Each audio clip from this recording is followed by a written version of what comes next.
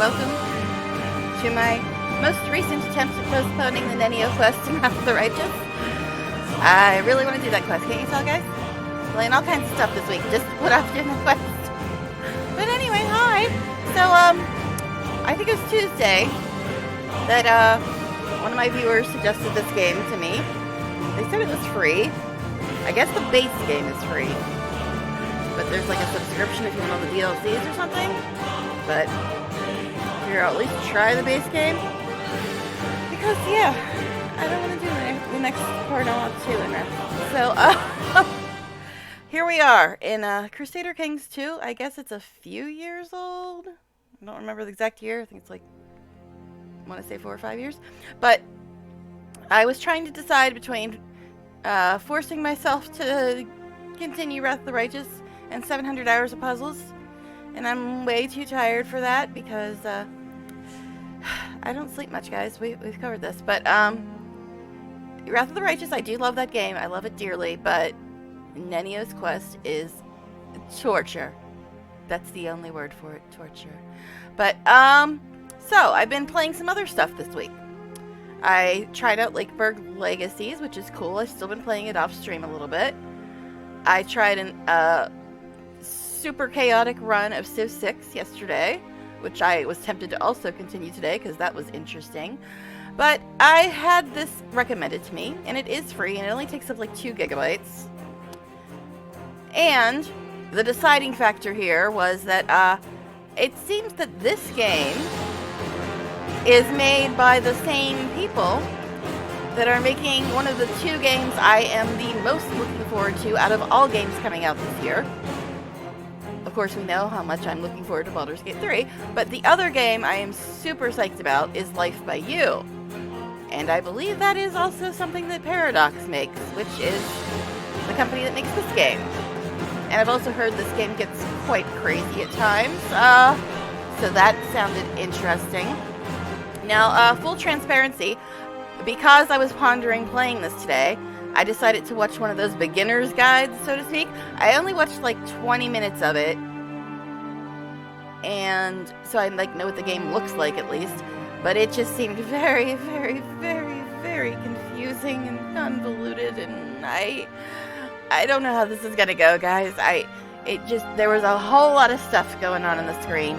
Most of it was super tiny. I couldn't even tell what half the stuff said or meant or did or whatever. I only watched the first 20 minutes of the beginner's guide. It was like a 3-part beginner's guide, and the first part was 40 minutes. I watched the first half while I was having breakfast. So yeah, it looks like it's going to be very, very overwhelming. Very confusing. And I'm going to be very lost for a very long time. But hey, at least that'll make for entertainment for you guys that know what the hell you're doing and can get a good laugh, because I don't know what I'm doing at all in this game. But like I said, it's made by Paradox, who are also making Life by You, which I'm super, super excited about.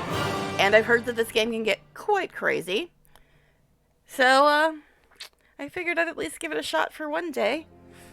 At least give it a shot. Maybe it'll become my new addiction. I don't know if I can actually figure out how to play it. Let's see, the other thing. I was going to say something else, and it's just completely left my brain. But, yeah. So, I don't know. I wish I could remember what the hell I was just going to say. But I guess we'll get started on this. I hate trying to completely learn games from scratch on stream. Although I know it's entertaining to watch people that know absolutely nothing about the game.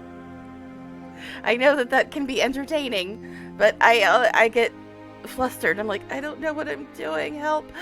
But yeah, so I guess we'll try this. I mean, I don't know. I guess we'll get into it then, right? Only thing I can do is click. So here's what it says. I did read this part, but in the game you can play as any medieval ruler at any point in time. Oh, I remember what I was gonna say. The other thing I learned from watching the 20 minutes of a tutorial is that I'm apparently gonna have to play some old Christian dude, because you know that's so me. But anyway, in the game you can play as any medieval ruler at any point in time. From a lowly count to a great emperor, when your character dies, you will need an heir to take over, and so on, down the ages. Unlike most other games, the starting situation is historical, and thus completely unbalanced. Check the estimated difficulty of a roller before you start playing. For your first game, we strongly recommend playing a special learning scenario as King Alfonso VI of Leon. I'm going to be pronouncing everything horribly, but whatever. Yeah, but I like kingdom management, and I like generational gameplay.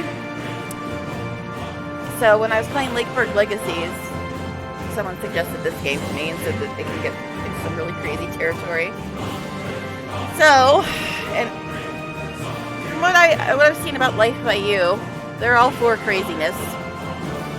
So, and this is the same team.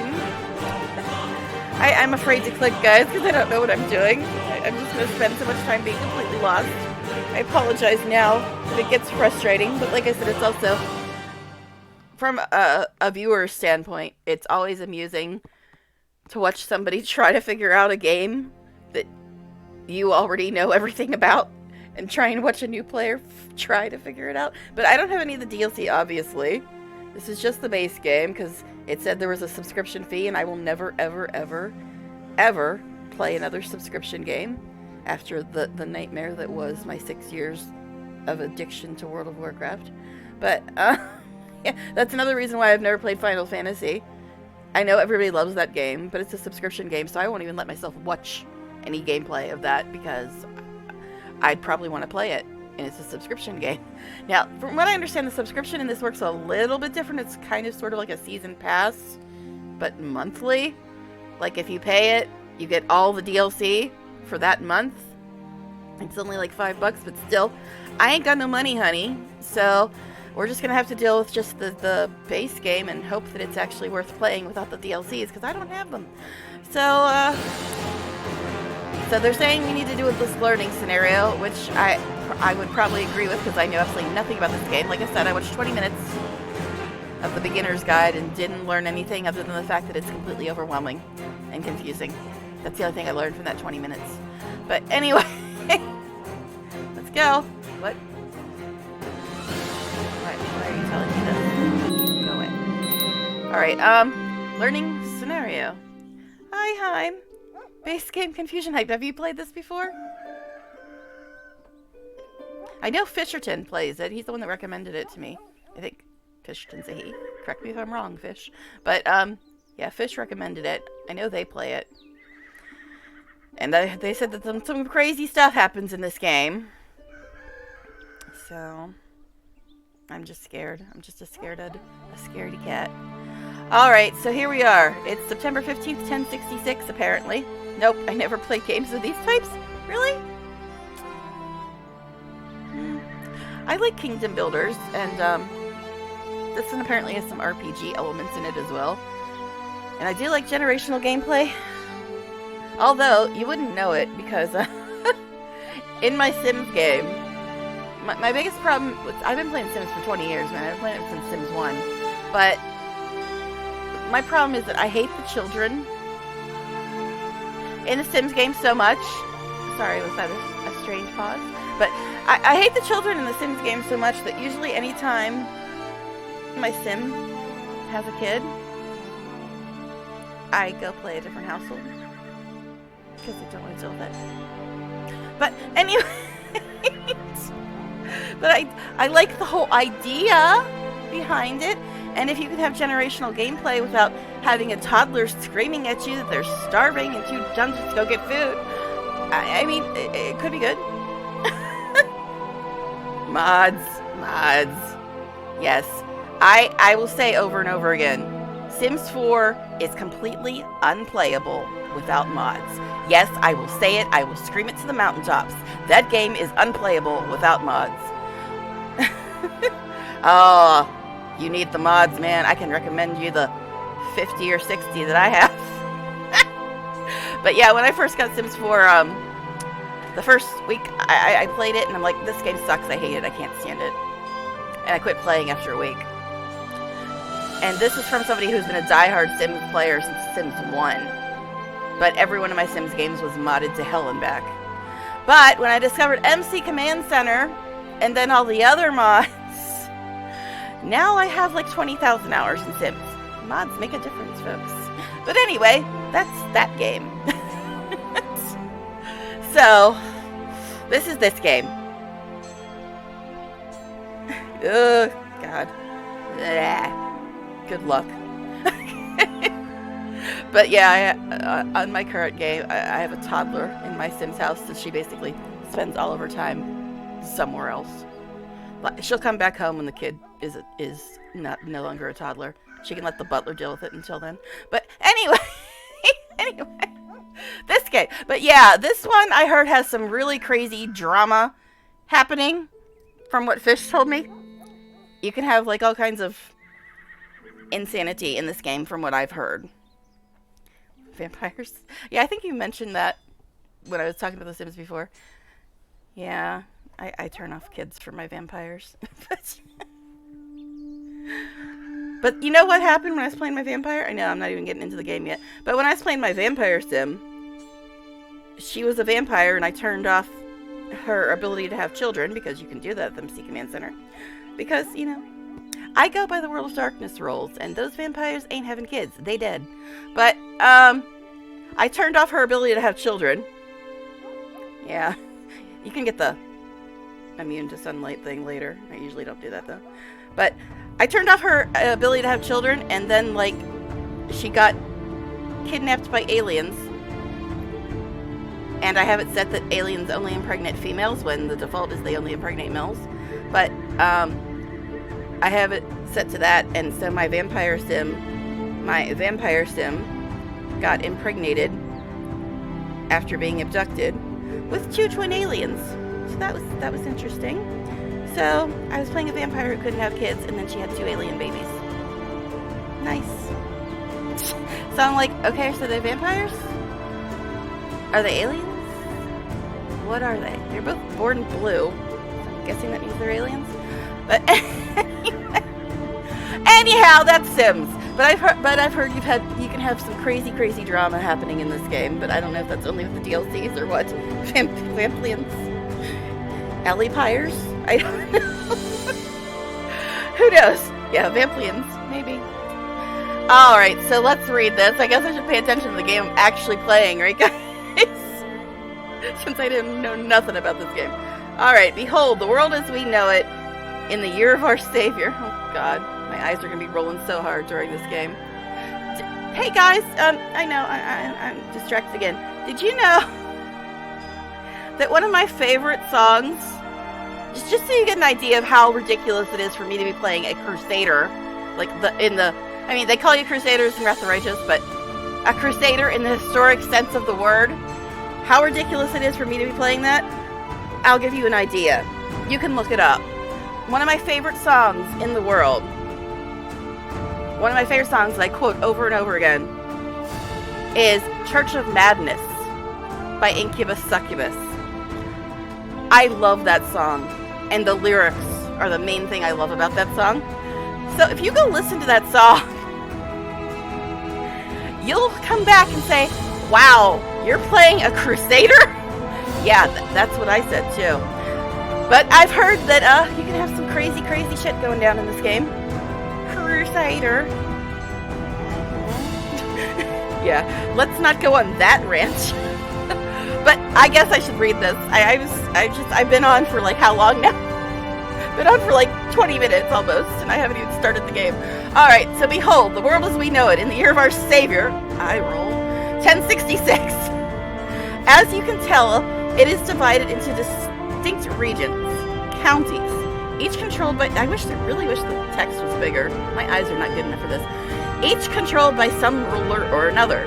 Crusader Kings 2 is a game about these rulers, their families, relations, intrigue, and power. Be a conqueror or a peaceful family father. I roll again. As you will, but know that most other characters will lust after more land, more counties. Crusader Kings 2 is a real-time game. Close this window and unpause the game using the speed widget. Okay. sure. Is there a way to, like, improve the text size? Like, I doubt it. But anyway. Alright, yeah, it's just really teeny tiny. And look how teeny tiny all this stuff is. It's teeny tiny. Alright, anyway. Sure, I got it. Is time moving? Are we paused? Are we not paused? What the hell are we?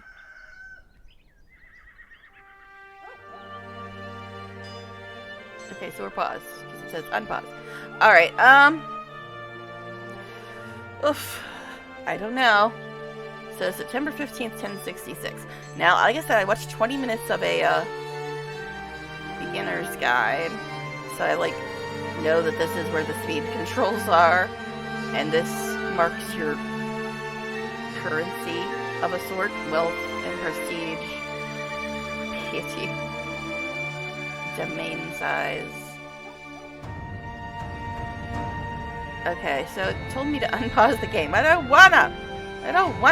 Alright, so here we are. Okay, gotta figure out how to move the map. I guess it's edge scroll.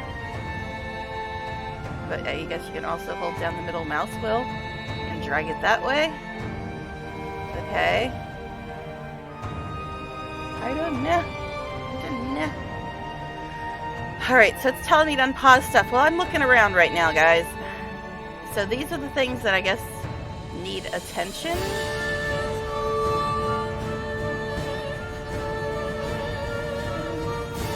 Ambitions, minor titles, grantable, idle council members. So much stuff. There's even more stuff in this than there was in the beginner's guide that I was watching. And like everywhere you go, stuff pops up. Except on the ocean, I guess. You got just that stuff. Alright, so yes, I know this is the speed controls. I know that. High priority messages, low priority messages, domain. Yellow, Valencia, Salamanca. San Pedro de Paris.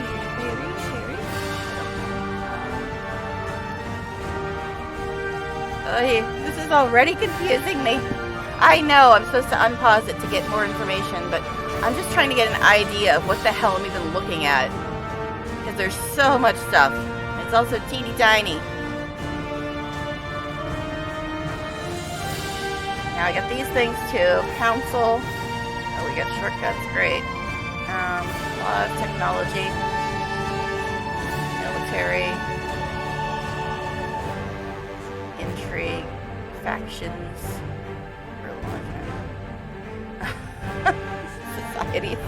I know! I saw that too in the beginner's thing. Like, who named that? Alrighty then.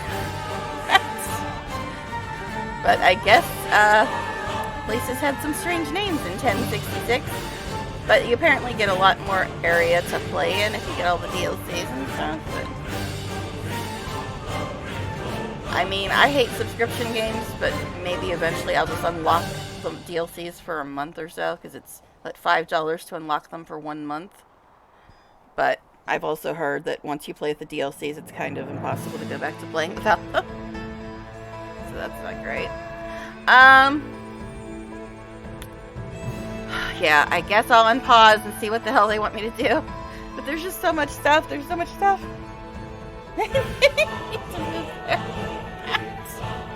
Where are we actually? We're over here.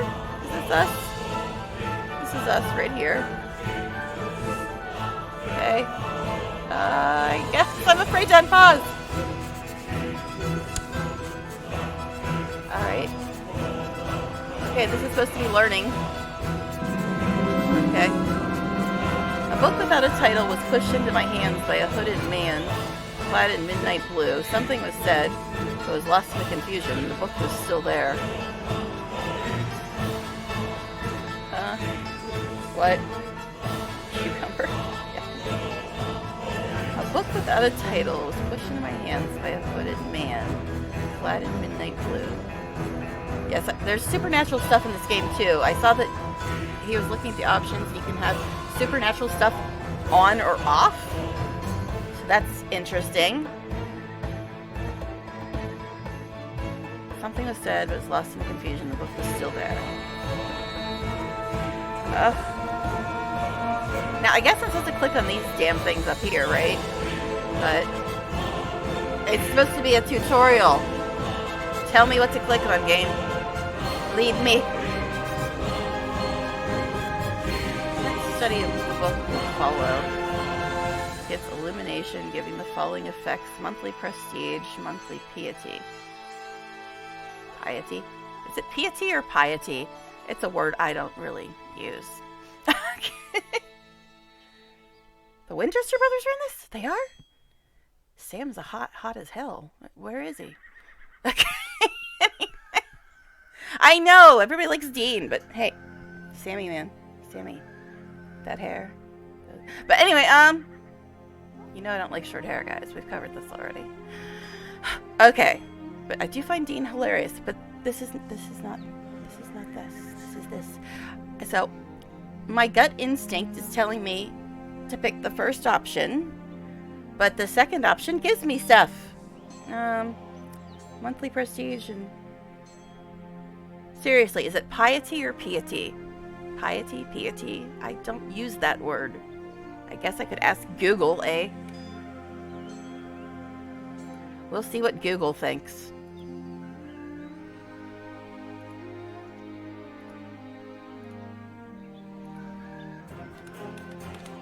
If I could type, it would help. Alright, Google, what do you say? PT. Huh? PT. PT. She doesn't even pronounce the middle freaking syllable. PT. Yeah, she's pronouncing it like it only has 2 syllables. PT. Petey? Like little Petey down the street? What? Whatever. Yeah, PT sounds wrong to me, too. I always thought it was either piety or piety. But she's saying it's PT. Well, we'll take the middle road and say piety. Not piety, not piety, but piety. I don't know. I don't use that word.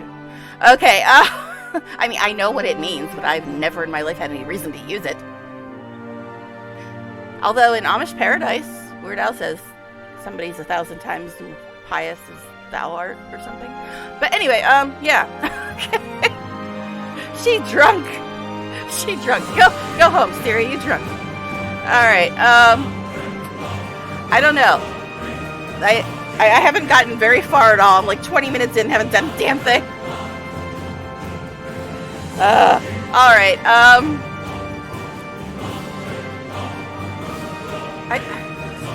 I want to say piety, but she thinks it's PT. Piety, piety. I don't know. Anyway,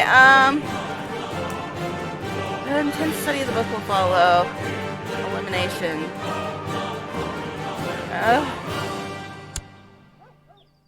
We're waiting. Hey, waiting. Learning scenario. This is you, up in the left corner. Clicking the portrait will give you more information about King Alfonso VI and his family. You can also click on the crest next to the portrait to get information about your country. Click the portrait to find out more about your ruler and his family. Note that you're currently unmarried and your heir is your brother, the King of Castile. Should you die at this point, you can keep playing as him since he is of your dynasty. Yeah, that's right, I say dynasty. I'm an American. I don't say dynasty. But anyway, yes, that means he would inherit Leon, and be king of the 2 kingdoms. Okay. Speaking of Britishness, Neil is going to be on today, and he's playing RE4 Remake, which I really wanted to watch, but he comes on at 3 my time, and I have to do crap in my other game at 3:30. So I'm a little bit perturbed by that. But anyway, Dynasty. Yes, I say dynasty. You're from Sweden, you probably say dynasty, don't you? It just sounds weird. It's like, it sounds too much like dinner. Like a dinner party. Dynasty. Dynasty. that sounds like a Prince song or something. Actually, I guess it would be Apollonia 6, Vanity 6. They have a song called Nasty. I know, 80s stuff, 80s stuff. Alright, so, okay, so they're telling us I got no heir except my bro. So I'm the king of Leon, and he's the king of Castile. Aren't we a happy little family? Yeah, everybody gets their own kingdom. Alright.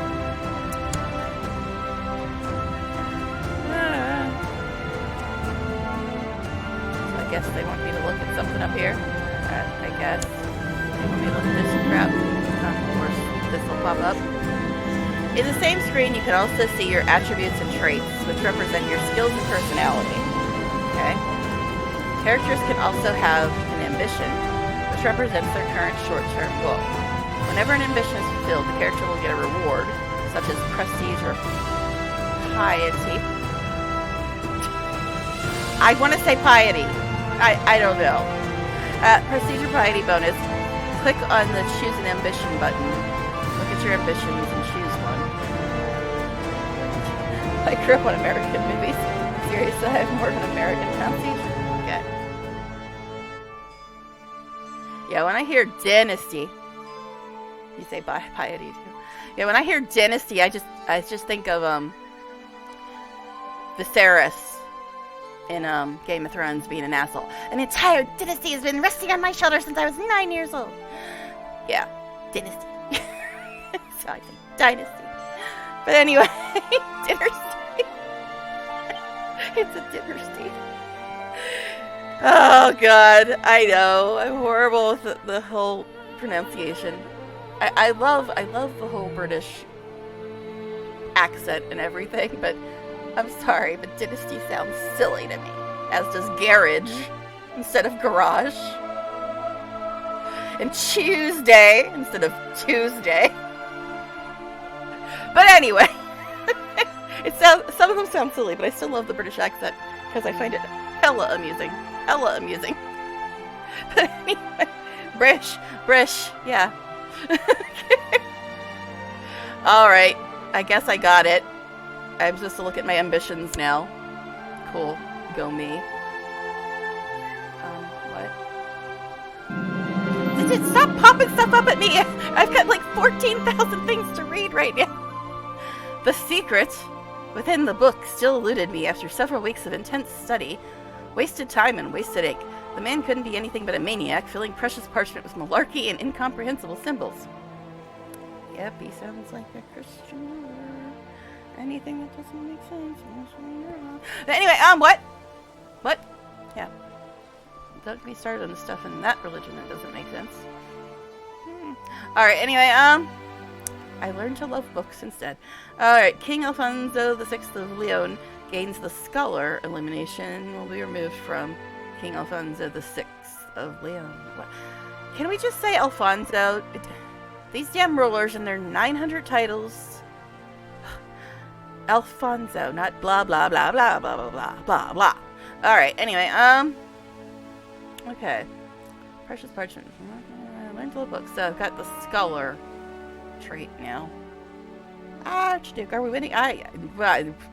We're winning the amount of things I need to read.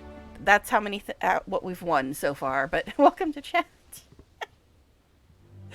My ambition is to clap all the princesses and queens if I was playing this. Well, I'm sure you can do that. I've heard some crazy stuff happens in this game. So I don't know. Alright, so I got the Scholar trait, apparently. Attack Castile and Galicia since you have claims. Isn't Castile run by his brother? Just attack my brother? I mean, I don't know. This is the first time I've ever played this game, so I'm just like, what do I click on? What does what? What means anything?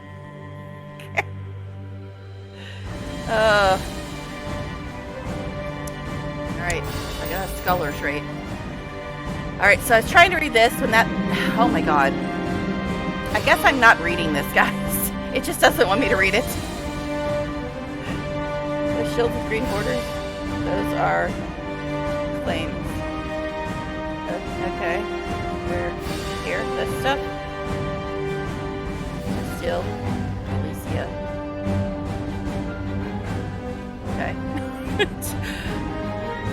I guess, I mean, and since I'm in the learning scenario, I'm guessing you can probably tell me that eventually. But right now, I don't even understand where anything in the game is, what I'm supposed to be clicking on at any given time. So, I'm literally just started the game.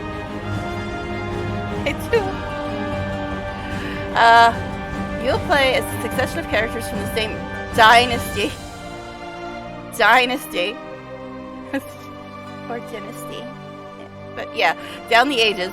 In this learning scenario, you'll be safe from attack and internal strife until your ruler turns 40. I'm 26 now. Okay. When this happens, Alfonso will die. Great! Thanks for telling me I'm going to be dead in 14 years. Alright, anyway. Normally, though, characters die of old age, disease, or violence. Okay. And the learning scenario will end. When he dies, you can keep playing a normal game as his heir. Feel free to navigate through the game as you wish, but note that if you do not follow the learning scenario instructions, you might miss out on further help. Okay. Sure. So you got 14 years before you die to figure out how to play this game. Cool. Cool story. So I guess I should close this, because every time I try to start reading it, something else pops up. Okay. Hi! Alright. Hey, look, something popped up. The main currencies in this game are your wealth, prestige, and piety, or PT, as Google says. Wealth is, of course, the monetary currency. You can call it gold if you like. And increases, well, thanks for permission to call it gold. Thanks, game. And increases primarily through taxation, without representation. What? Prestige is a measure of your success and prestige as a ruler, and your piety, or piety, or God, these words they keep making me use that people don't agree on the pronunciation of. Prestige and piety of all your characters will be added to your score, determining your final rank when the game ends. Passed away. Didn't know that. I watched his show a few times when I was younger.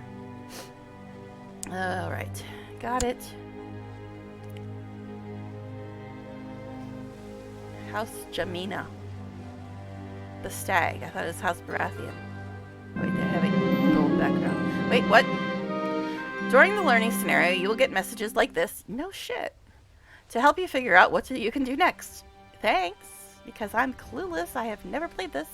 You are, however, free to click around and do things on your own.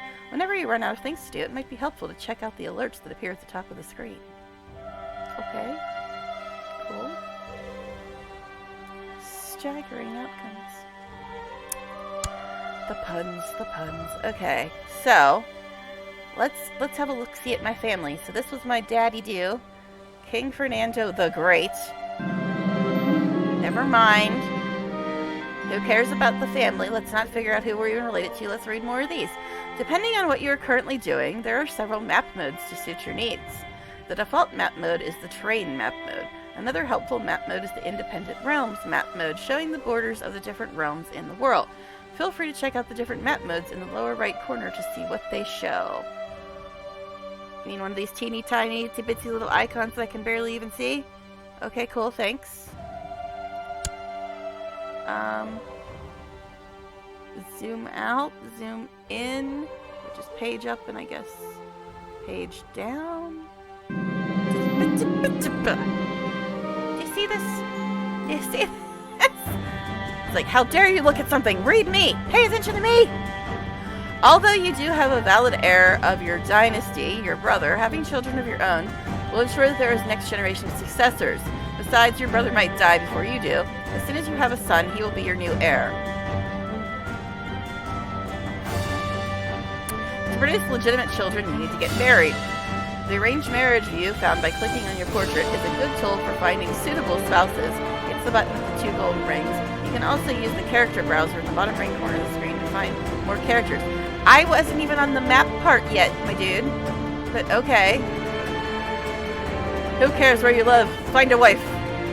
Okay. Can we pause though? Can we pause though? Before you pop up more shit at me so I can actually click on stuff? Alright, so zoom in is page up, zoom out is page down, but I just use the mouse wheel because that's much easier. Find title or region. Go to home province, ledger, main menu. Wasn't there supposed to be like a map thing here? It's song. Message log. Epidemics, defensive pacts, government. Didn't she say that didn't it say at the bottom right was the map view? I don't see anything that changes my map view.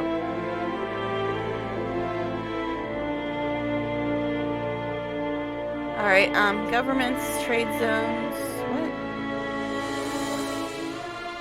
Direct vassals, opinions, dynasties, revolt risk, de jure empires, de jure kingdoms, de jure duchies.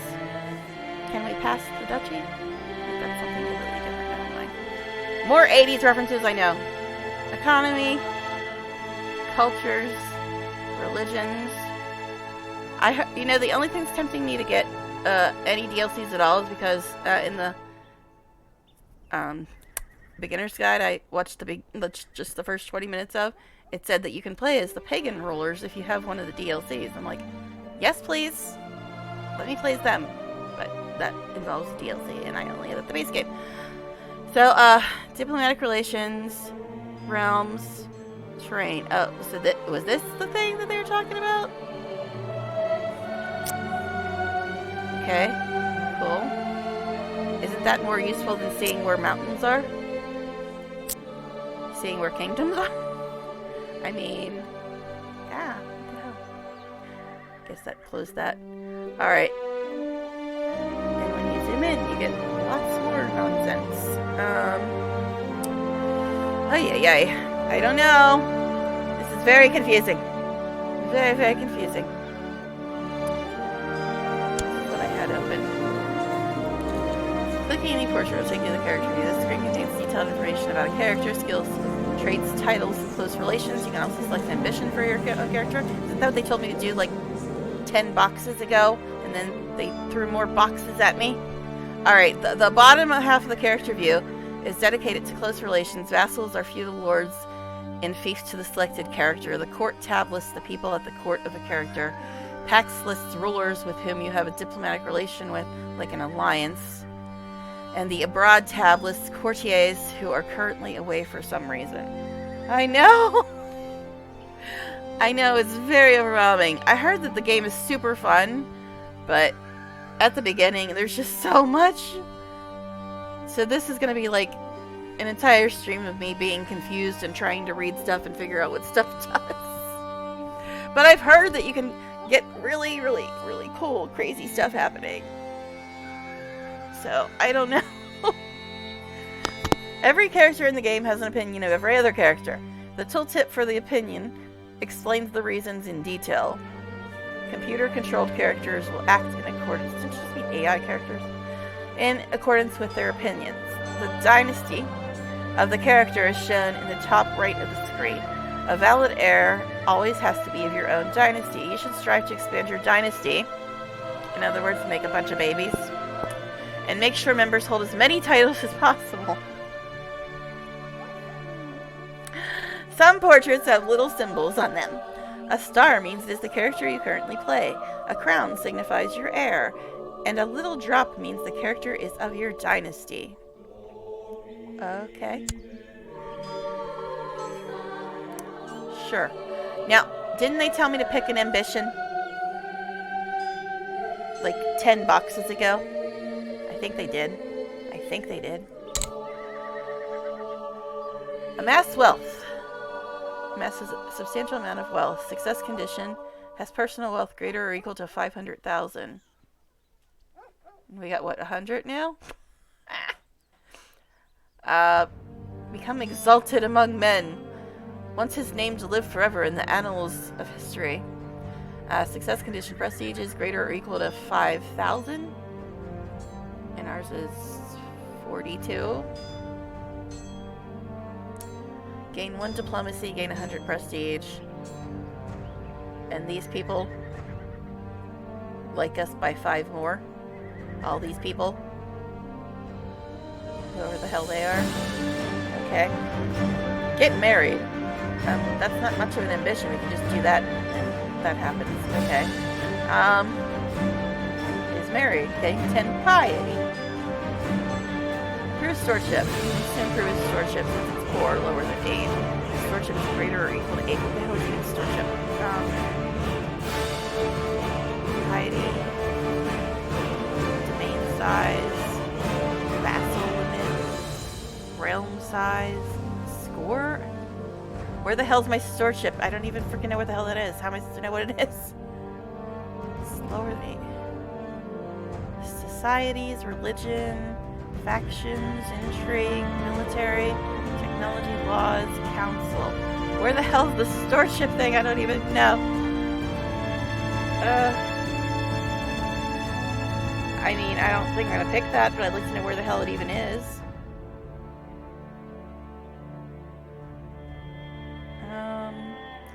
Vassals, opinions, dynasties, revolt risk, de jour stuff. Now I know du jour means of the day. I did take French, but this is de jour. I'm guessing it's maybe the same thing. Religions, diplomatic relations. I don't know where the hell my stewardship stuff is. I don't bloody know. Great works, leading armies. Oh my god, so much stuff. I should probably just turn the tutorial back on because I'm never going to figure it all out on my own. Elusive Shadow. Mastered the art of intrigue and should make a perfect spy master as well as an ideal mentor for prospective schemes. Scholar. The character leads the life of a scholar, pouring over books and corresponding to the finest minds in the world, which I just got that one. Patient. Ha! I can't play this character. I was not born with the patience gene. Yeah. Is the 5th of the 7 virtues and the opposite of wrath. Patient characters are just a little bit better at almost everything. Excuse you. Alright, deceitful. This character has a manipulative and dishonest nature. An excellent trait for spy masters, as long as they remain loyal. Cynical. Well, that's me. That one is me. This character is a cynical unbeliever. Disliked by the clergy, but good at intrigue. Ambitious. Ambitious characters work harder, making them better at everything. However, their drive to reach the top means that they tend to make poor vassals. Okay. Bonjour, baguettes of... Hello, bread with cheese. See? Okay, so anyway. I'm not attacking anybody until I figure out how to play the game. I don't even know how to play the game yet. Let alone attacking my brother. Sims 4, you only got 2 mods that change the game. Wicked Whims and more columns. I've got both of those. The rest are cosmetic mods, clothes, body preset. Yeah, I've got a bunch of custom content. Hair and clothes and shit. But yeah. You should definitely get MC Command Center. The 2 mods that I cannot play without are MC Command Center and Wicked Whims. But MC Command Center basically fixes every problem in the game that the devs can't be bothered to fix. So, I highly recommend it. But anyway. Alright, so let's look at this. Yeah. That's why I got it, because it fixes all the glitches and shit. Like, if something glitches out, you can just, like, reset it and set it to not... and to like ignore stuff in the game and not allow certain things to be done, and it's very involved, but it's the best mod ever. But anyway, so let's look. We got King Fernando the Great, my daddy. He's dead. Queen Mother Sancha of Leon, Princess of Galicia. Okay. And then my grandparents, King Anso the Great, King of Navarra, Munidona and Sanchez, my grandmother, Alfonso the Noble, grandfather. Died at 32. some shit went down there. Elvira Mendoza, your grandmother, 23. She died at 23? The hell happened to those two? He died at 43. My mommy's still alive though, but she's 49. And I'm 26, so she had me when she was 23. Okay. So I got some siblings here. I got an older sister who is not my heir and not in charge because life sucks. But I think you can actually change that. In the guide I was watching, you can change it so that there's gender equality, which is not historically accurate, but hey. Yeah, MC Command Center is definitely one of the two mods I cannot live without. But anyway, so I got an older sister. She's 33. Her opinion of me is 2, whatever that means. This is my heir, apparently. My young... No, he's actually my older brother. Huh? No wonder he's got a negative 29. He's older than me, but I'm... How'd that happen? That isn't the way royalty worked. It was always the oldest son, no matter what kind of an asshole they were. And he's older than me, but how am I in charge? Or I guess he's running the other place, right? That's his deal. He's running Castile. So that's why. Okay, so he was the king of Castile and Leon, and the place that our mother was the princess of.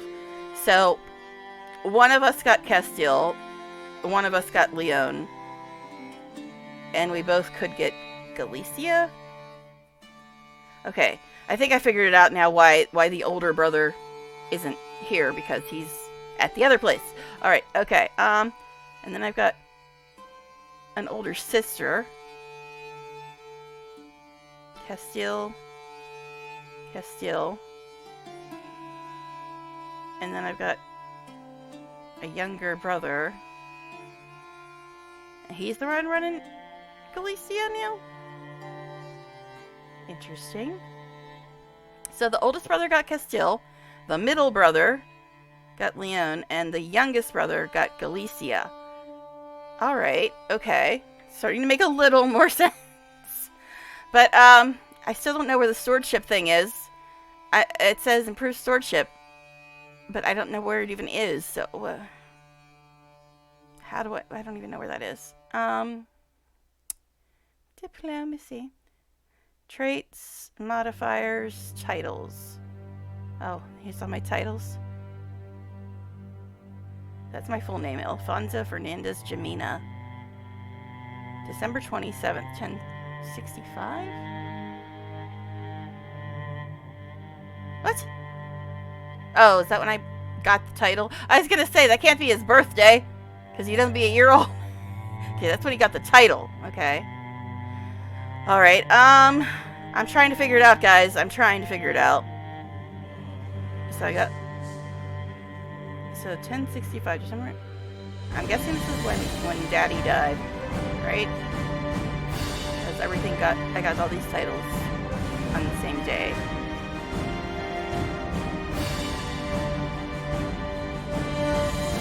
Oh boy. So much stuff. Yes, I will unpause it in a second, but I'm going to take a quick bio break. I'll be right back, guys.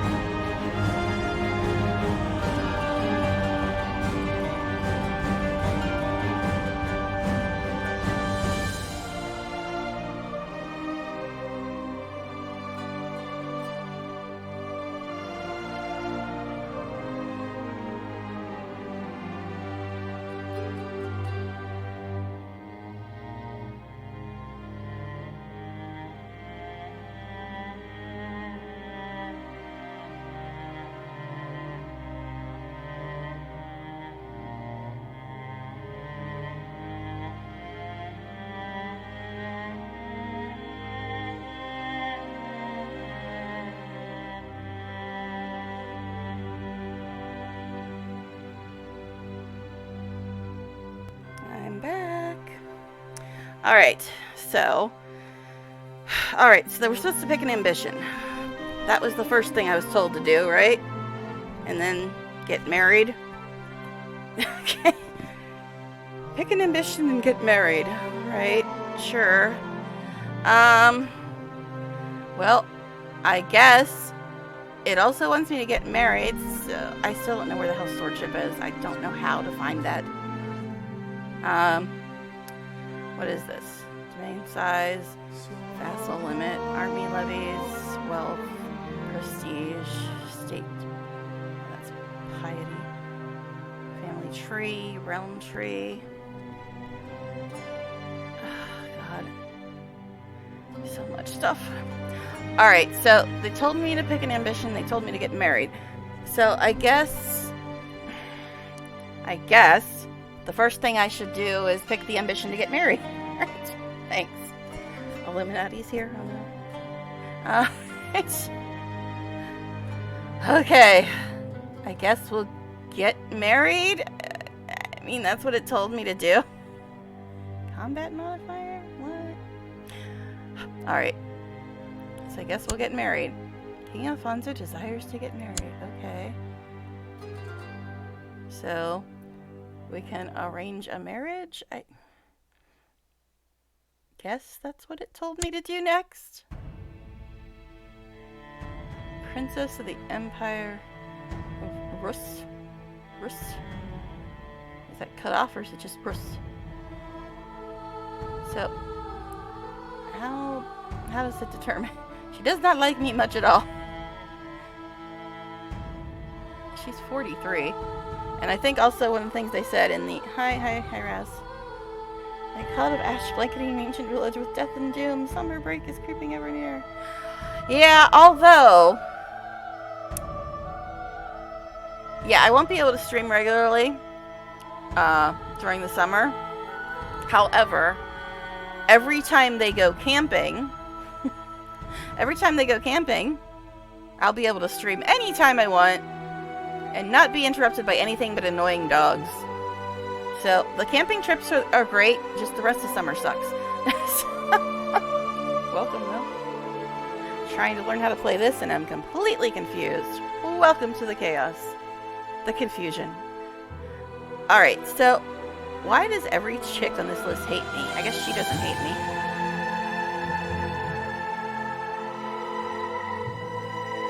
She's 13. But yeah, one of the things they said in the tutorial I was watching is that women can only have children up until 45, which is realistic, I suppose. But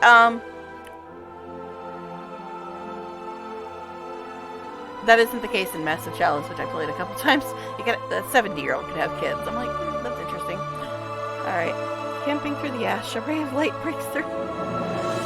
All right, so one thing they said is that women can't have children after 45, and that they can't actually be in a marriage until 16.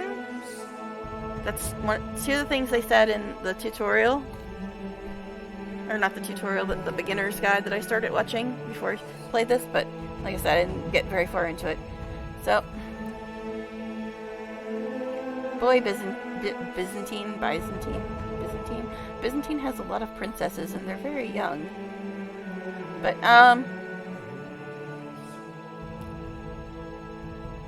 so she doesn't hate me. Princess of Hungary. Personal combat skill? What? Stubborn.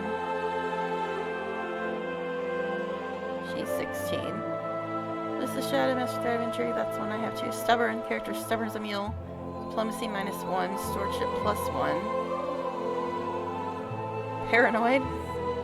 Character sees enemies in every shadow, unable to trust anyone, but she likes me.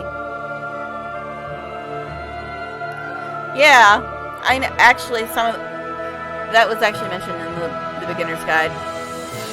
Some places throughout history actually didn't marry people off at 13, but the game decided on 16 to be the age. Proud. Pride, superbia, seventh deadly sin according to the church. However, proud characters tend to be ambitious and work hard to increase their prestige. charitable. This character is famously charitable. Caritas is the third of the 7 virtues and the most chivalrous trait. Duchy of Nitra. See now, she's the only one that doesn't really dislike me so far in the list, but paranoid is really not great for a roller. Really not great. Really not. I mean, she is young, which would be good for children's, but paranoid is so not good for a ruler. So not good. Baraka, Princess of Aragon.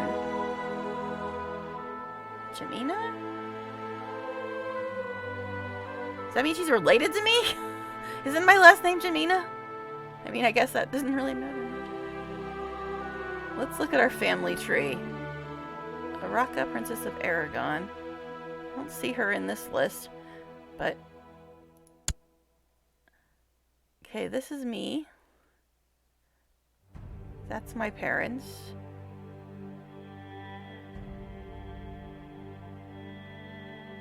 Grandparents. Great-grandparents. Okay, I don't see anything else. I guess it only counts the great-grandparents, grandparents, parents, and children. It doesn't count, like, cousins and shit. Alright. That was not helpful. She likes me, though. Yeah, but... It says she's blood... Okay. Is of your dynasty. Isn't that what it said? That the ones with the blood drop? Okay, so she is related to me. Alright. But apparently I can still pick her. Alright. And this one. Only my family likes me, and this paranoid girl. Yeah, because she's apparently blood related to me as well. Alright, she doesn't absolutely hate me. Gunhild, Princess of Denmark. Flamboyant Schemer. Flamboyant schemers thrive on court intrigue and fancy themselves masters of the trade. However, the lack of secrecy tends to endanger even their best efforts. Legitimized bastard? This character was born a bastard, but has been legitimized. Legitimized bastards can inherit, though the stain of bastardry can never be entirely cleansed. Temperate, character believes the virtue of temperantia, moderation, a valuable trait in rulers and stewards. This is so damn detailed, man. It's really making me wonder how detailed Life by You is going to be. It looks pretty good so far. Alright. So this girl, she a baby, but she, I guess, 3 years. So this one is kind of tend to endanger even their best efforts. That's kind of believes in the virtue of temperance, moderation, a valuable trait in rulers and stewards. Proud. Proud characters tend to be ambitious and work hard to increase their prestige. Craven. Characters craven and a coward. Alright. Gregarious characters, oh my god, they're all horrible. They've all got really bad traits. Even if they got some good traits. They've got some really bad ones too. Gaida? What the hell even is she? Tutored by King Harold II of England in Oxford. Is this in England?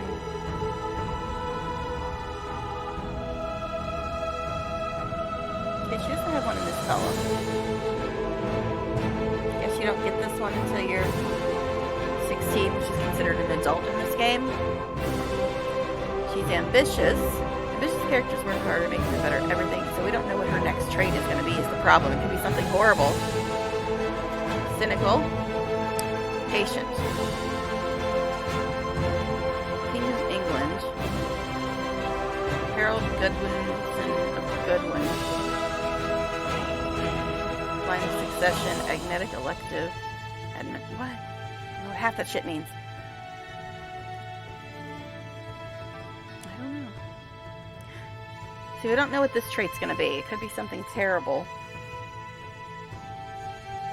She looks decent so far. We'd have to wait 3 years to marry her.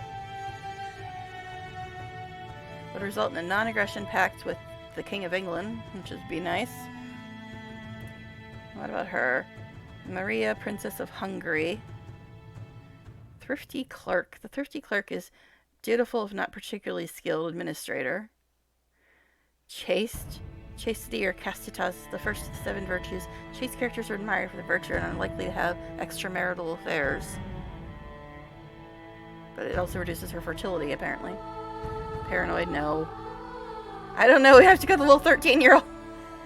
Oh, jeez. She's like the best bet so far, but we don't know what her last trait is yet.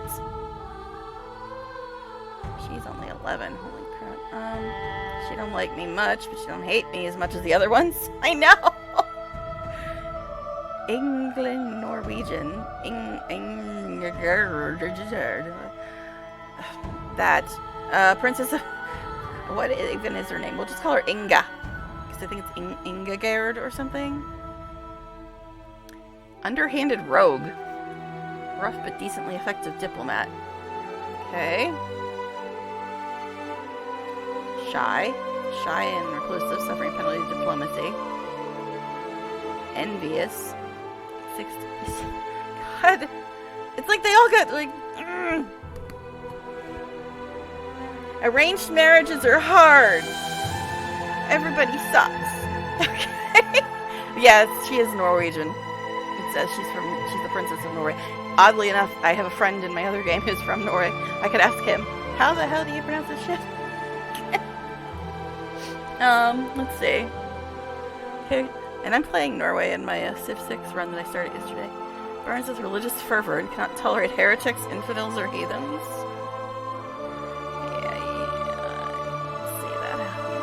So, it's like, I really think that the Princess of England girl is probably the best one. Even though we have to wait 3 years to marry her and we don't know what her last trait's going to be, it could be horrible. But so far, she's like the best one. Italian. Mastermind Theologian. The Mastermind Theologian is recognized as one of the top scholars of the faith. Proud. Shy. Which is a problem with diplomacy.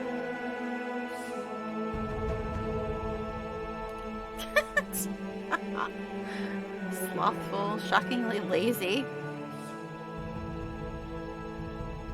Cruel. Evil sadist taking pleasure in the suffering of others.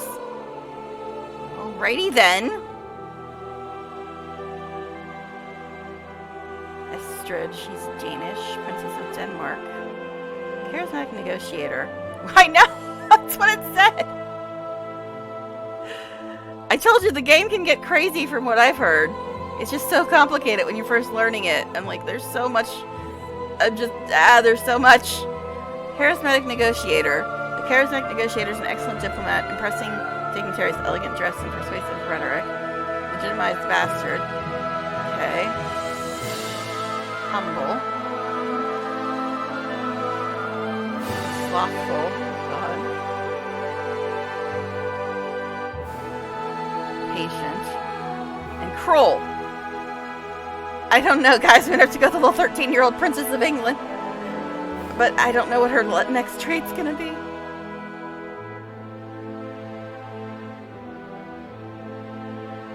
There's a lot to choose from. So, this is that one's little sister, I think it looks like. Yeah, it looks like this one is this one's little sister. A legitimized bastard, yes. Arbitrary. A character cannot care less about justice. A character flaw that is not appreciated by vassals and courtiers. Okay. Stubborn. Paranoid. Cruel. Oh my god. Bunch of crazy girls in this family. Alright. I don't know. Should we just give up and go with the 13-year-old? She's the only one. I don't know what her next trait's gonna be, but all these other ones are just yikes. I mean, there's probably like 30 more, but we're gonna be here all day if we read through all of them. I mean, I guess when you're picking a wife, that looks like Liesel. When you're picking a wife, I guess you should be picky, but still. There's just so many of them. Great Eminence is the epitome of statesmanship, having fully mastered the art of diplomacy. She looks like Lae'zel, though. God, we wouldn't want that face on our children. Content characters are satisfied with their lot in life. They make loyal vassals, but are unsuited to intrigue. Proud. Honest. Diligent. Yeah. It figures. The hideous one has the best traits so far.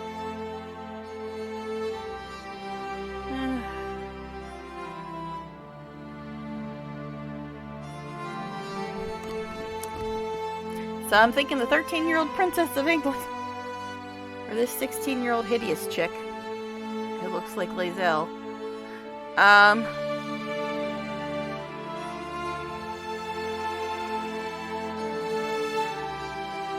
Of course she'd be content. She's like, I'm so ugly no one would ever touch me, but since I'm royalty, I'll actually get married. Actually, she's the courtier. That's not even royalty, is it? She's one of the ladies of the court, ladies in waiting. That's what a courtier usually is, right? Berthe. She's 14. She's almost 16. French girl. Paints me like you French girls. Alright, chaste. Well, I should hope so, dear. But, that also reduces her fertility, though. Charitable, brave, humble. Oh my god, I have to write shit down. We got Gaiza, Raka, and I guess Berthe, who are tolerable, maybe? Oh my goodness. Going shopping for wives, everybody. This is not how I thought my day was gonna go. But apparently, here we are.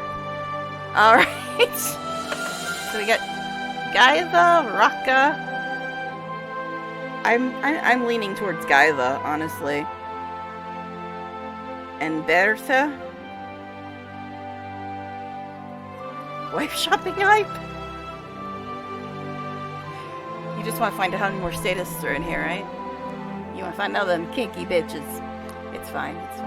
Alright, it's just gonna take a long time.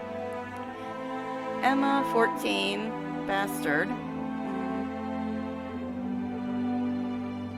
Disqualified from the line of succession.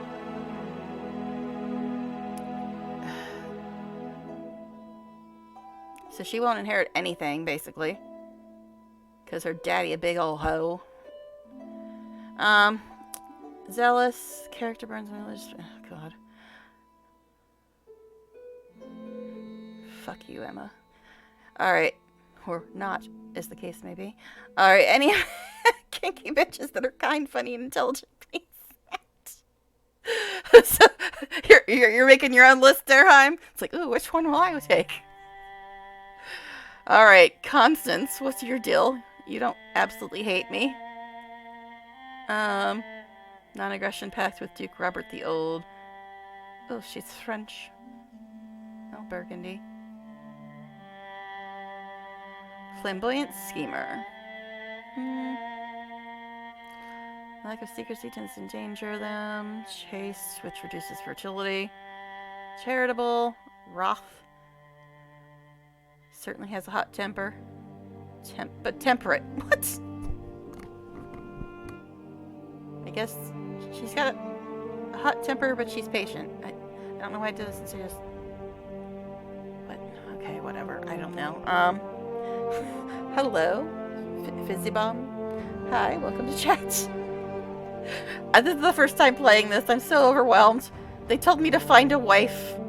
And there's like 9 million of them, and most of them are horrible. Or just flat out fucking hate me. It's just, yeah. I don't know. So let's see, Powers? What the heck is that? Mathrafal? What? Underhanded rogue. Rough but decently effective diplomat. Lustful. Lord. We found one time. This one's lustful. this is literally my first time playing the game. I'm so overwhelmed, but I've heard that it can get very, very interesting. And it's made by the company that's making a game that I'm super hyped about. Coming out going into early access in September. Yeah, I figured you'd like this one, Hein, but let's see what the rest of her deal is. First deadly sin inflames this character. These carnal desires are not appreciated by the church. Might also cause problems out of the marital bed. Oh, Lord. 5K hours?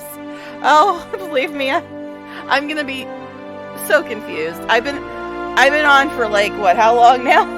And I've been on for an hour and 14 minutes. And I still haven't even gotten past the picking a wife. Because there's just so many of them. And so many traits. And oh gosh, she's got paranoid, doesn't she? Or no, that's gregarious, okay. Quite difficult, yeah. Very, very overwhelming. I have a feeling that once I figure out the game, I'll probably like it a lot. But right now, I'm just like, so much.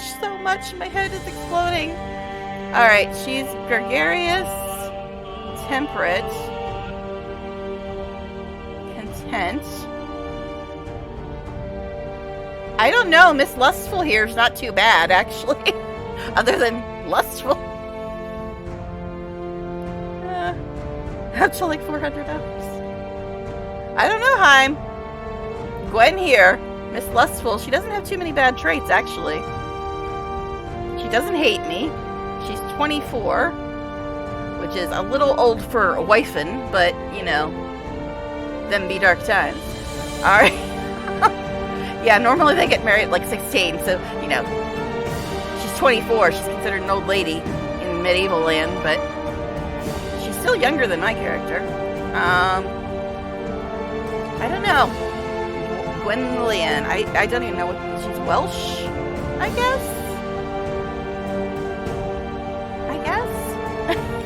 So, maybe Gwendolyn? Just call her Gwen. Because, yeah. Sort by, like, stewardship or marshal? Her stats are quite low.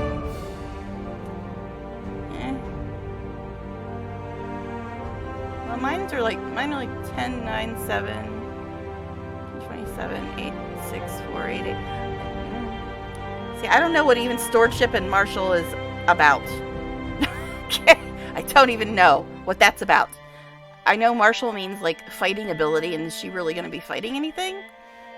She's going to be the queen. So, would she be fighting anything anyway? Multiplying. I have no idea what the hell even stewardship means. Stewardship skill controls your tax income. Okay, well, she's not going to be the steward, though. She's going to be the wife.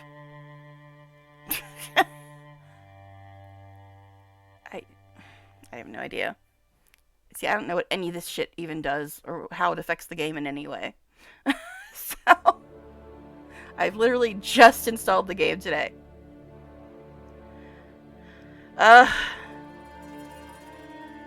Alright, this one's 10. Don't want to wait 6 years, I don't think. Considering I'm dying in 14 years, the game told me so. Well, she's 31. She really doesn't like me either. You Gaeta. This alarming Lombard.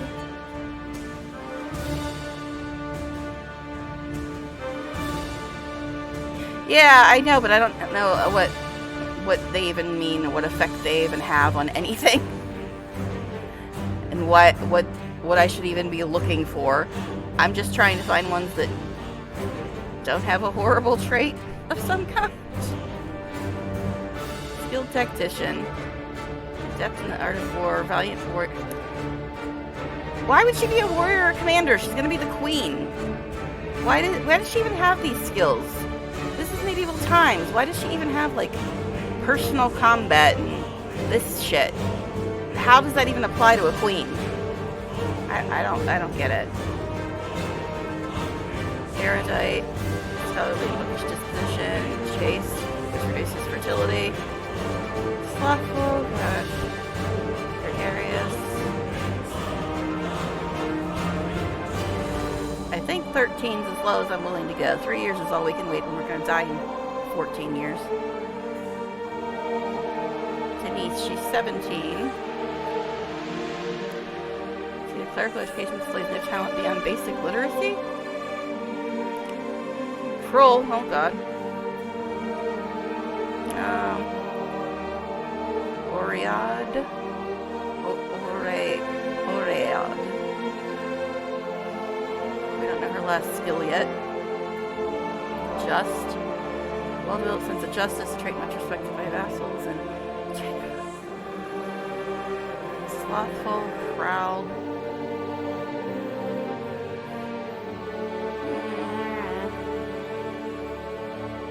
31. She old. She old in medieval times. She old.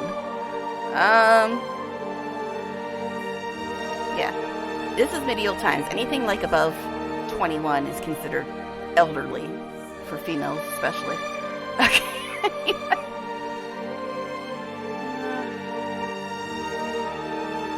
MILF. MILF. She better not have any kids. Not yet, anyway. She's 24. Hunted. Skilled tactician. I still don't know why that's even an option for a female in medieval times. Diligent, proud, kind, zealous. I know, zealous is good for Crusader's queen, but I freaking hate zealous. It's a personal opinion. I really hate it. Okay, we got the babies down here. And, how did you sneak into the list of babies? You almost dead, girl. Like I said, over 21 is elderly. In medieval times. What about this girly girl? 14. Envious. Erudite. Honest. Content. Content and envious. How do those two go together? How does envious and content go together? This chick's got the personalities. Oh my god. I gotta scroll up to read all that. Alright. Diplomacy, affecting opinion toward everyone, or like how you're seen by others, affects the vassal limit. Yeah, I know what diplomacy means, I'm just not sure how it... Martial directly affects the amount of troops you're able to raise from your own domain. Okay. Stewardship affects income, taxes, and amount of titles you're allowed to govern over. Entry allows you to spy, fabricate schemes, and kill others. It also protects you from schemes against you. Lastly, learning affects technology gained in your realm. Stewardship and martial. Okay.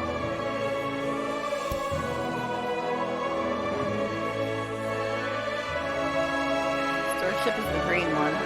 Martial is the red one.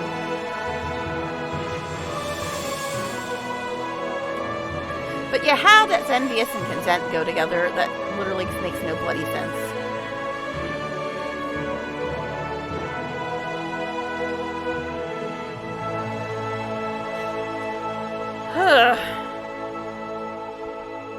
Stewardship and martial.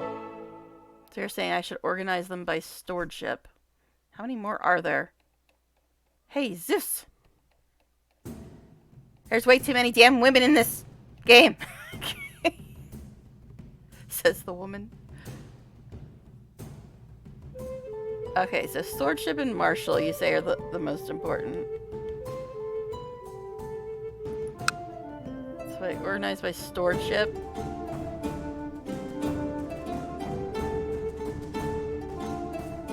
And then pick the highest martial out of the stewardship ones. That would be Beatrice. What's her deal? Fortune Builder. The Fortune Builder came out of adolescence armed with a well-honed business sense, turned to live a life of luxury. Diligent, cynical, humble, charitable. She's actually decent. And she doesn't hate me. And she's only 19. Wow, this girl's actually not bad. Wait, she's French. It would not be Beatrice, it would be Beatrice. Beatrice. I got people singing at me now. Okay, most important. And also make sure your potential wife's not too young. Don't make Pedo Bear too proud. Or too old. One becomes close to infertile age 45. The correct candidate right there. Yeah, Beatrice. She does not sound bad. She doesn't hate me. She's got pretty much decent traits. Hair, lip, well. That's like her only bad trait, and it's also genetics, but... Alright, what is this? Marshall? What's the other one that has 7 in Marshall? Elfild? Norwegian.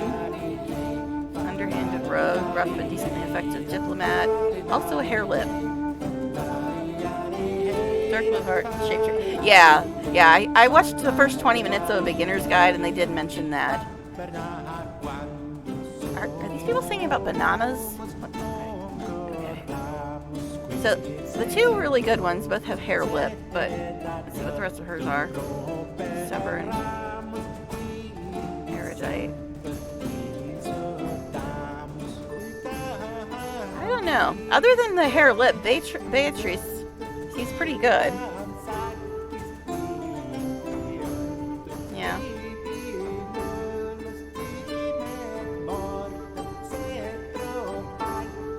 So this gives us a -1. She's decent. Beatrice. Yeah, she's 19. And her only real bad trait is the hair lip thing. Which is inheritable, unfortunately, but... First one on the list, Aenor. She's 21. Midas Touch characters, truly Midas Touch. Never seeming to run out of funds. An excellent choice for steward and mentor to children. Doesn't become administration. She's shy, brave, kind, arbitrary. Care less about justice.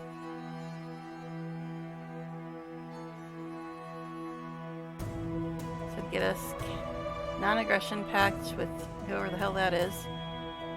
And this would get us a non-aggression pact with that guy. Non-aggression pact with that guy.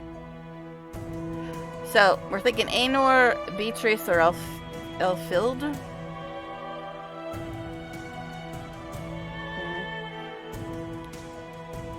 She's decent on the first one on the list. Aenor, 15% fertility. Aenor's pretty good too, but Beatrice is okay too. Where's the 15% fertility thing? I didn't even see that. Oh, up there. I just touched.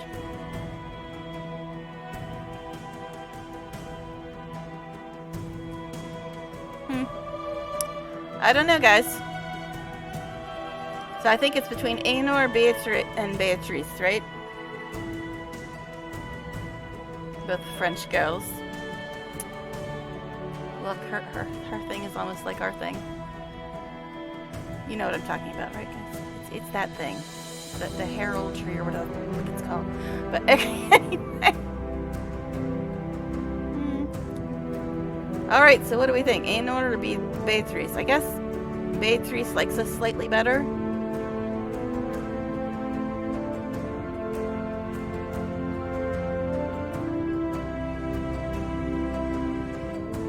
Yes, that thing.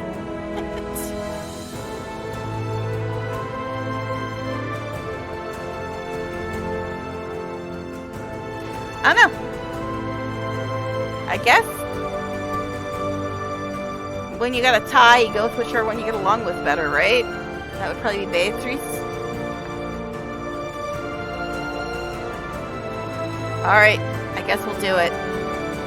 Beatrice, Queen Beatrice. Alright, let's do it, I guess, if I could click on it or whatever.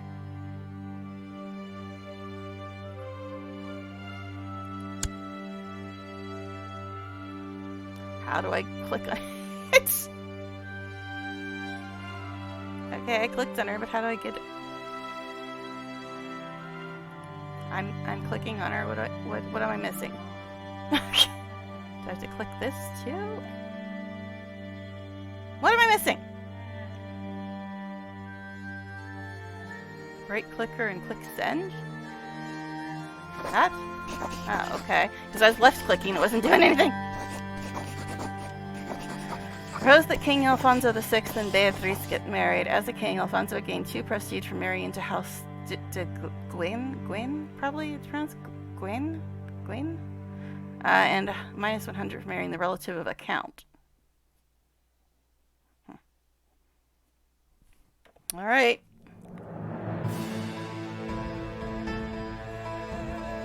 I guess we're doing this?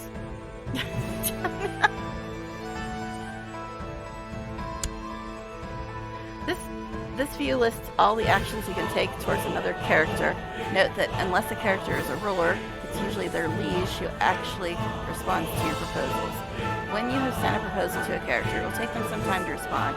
However, you can see their likely answer and the reasoning even before you send your proposal. Okay. I must have missed that. In the tooltip for the target's acceptance, if the number of green plus signs exceeds the number of red minus signs, the proposal will be accepted. Okay. Ah. Hit the button and turn this on. I don't know where I'm supposed to see my answer. It says you can see it before, but I don't know where I'm supposed to be seeing this.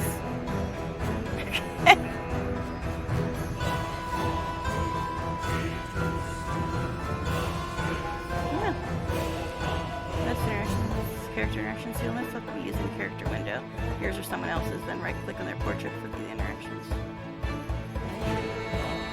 Well, thank you for helping, because I'm very confused right now. I don't know what I'm looking at most of the time. Alright.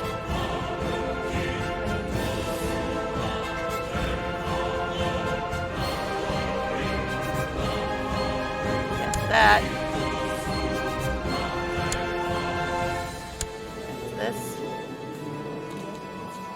View. Alright, you should strive to expand your dynasty. Okay, I already read that one. I'm hearing people talking at me now. What is going on down here? We got some weirdness.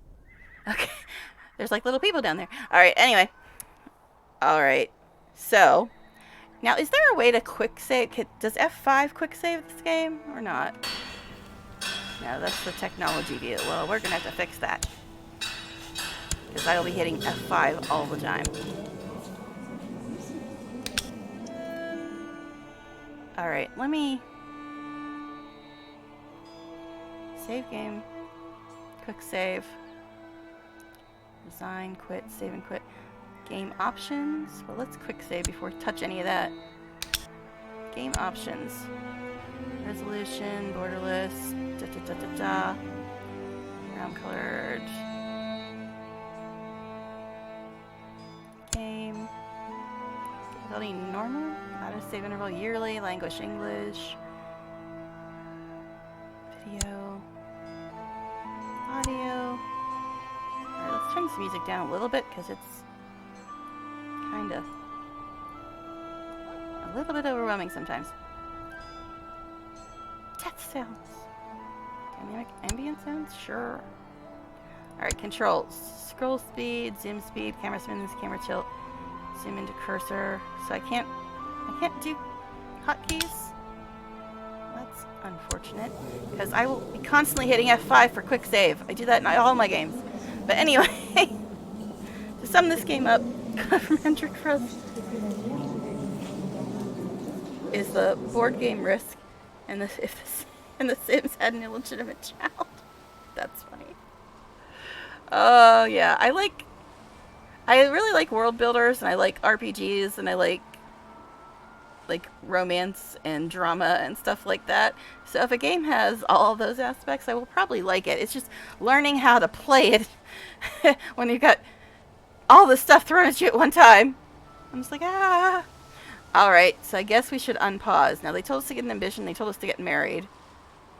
And I think we've done both of those things now. So I guess we'll unpause. And the game goes to, what, 1400 and something? Oh, hi. When looking at potential spouses, there are a few things... Oh, now you tell me. There are a few things you should keep in mind. First, your spouse's attributes will boost your own, so skilled spouse is preferable. Secondly, marriage is the only way to secure alliances in the game, so try to marry into the close family of rulers you want to ally. Third, you cannot marry children, but you can betroth them, though that will not yield any attribute boost. Right now, it would be wise to marry a healthy adult woman of childbearing age. Okay. Well, thanks, game. Alright, are we still moving? Yes, we're still moving. Okay.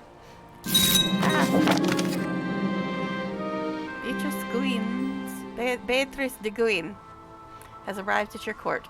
Beatrice and King Alfonso VI are getting married. We can collect a royal aid duty to pay for the ceremony.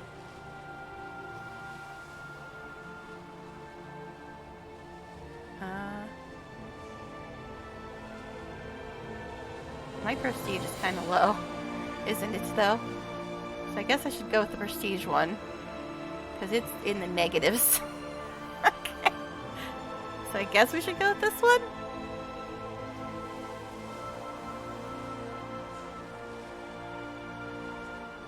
I don't know, because my prestige is in the negatives.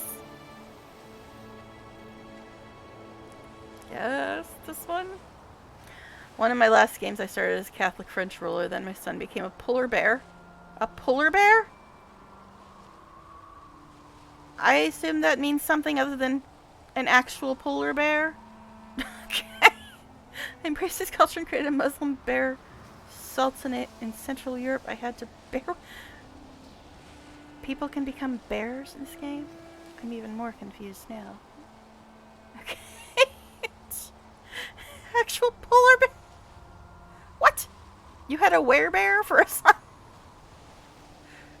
Okay. So apparently people can become polar bears in this game. Was he a druid or what? How? Just... I guess supernatural events are an option in the game. I haven't even looked at the options because I've been just doing the learning scenario. What? Just what? Okay. I guess I should get more prestige, but that's going to hurt our money, right? But our prestige is negatives, which is not ideal, I don't think. I don't know what most of this stuff means still. Alright, I guess we'll do that one. To the heroic King Alfonso VI, may you live in harmony and contentment. I accept your suggestion that King Alfonso VI and Beatrice get married.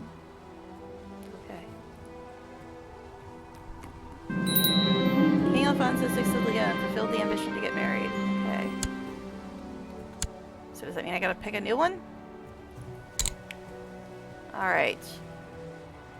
Some supernatural events, but you're able to disable them. Well, I love supernatural stuff, so I probably would leave them in. But there are only a few, like Devil Worshippers, the Bear event, and Immortality events. Okay. Yeah, at the very beginning of this learning scenario, some weirdo with a book showed up, and I was wondering if that was some supernatural thing. Okay, so do we want wealth? Live forever in the annals of history,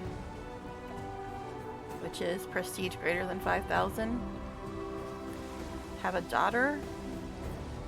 Have a son. Where's Storeship? I still don't know where the hell to see Storeship. Is it here? This thing? What does it even do? Stewardship skill controls your tax income and is the primary attribute of your sword. So it's this. How is that different than amass wealth, though? I guess it's just improving it. Not... This is getting greater or equal to 500. This is just improving it. Well, it seems like my brother's an asshole and he doesn't like me, so maybe I should work on trying to find... Opinion of me, negative 28. I really want to pick daughter, but since this is medieval and I haven't had the option to turn on the gender equality option yet, I guess I should go with the have a son thing, right? So I can get an heir that isn't the jerk brother who hates me and is already rolling some other place. What about my other siblings? What do they think? She doesn't adore me, but she doesn't hate me. And, okay, that's the older sister. The younger of the two older sisters really doesn't like me much. And the youngest brother doesn't like me much. So she likes me the best, but none of them really like me much. Wonderful. Mama? Mama, you like me? Mama likes me? Alright.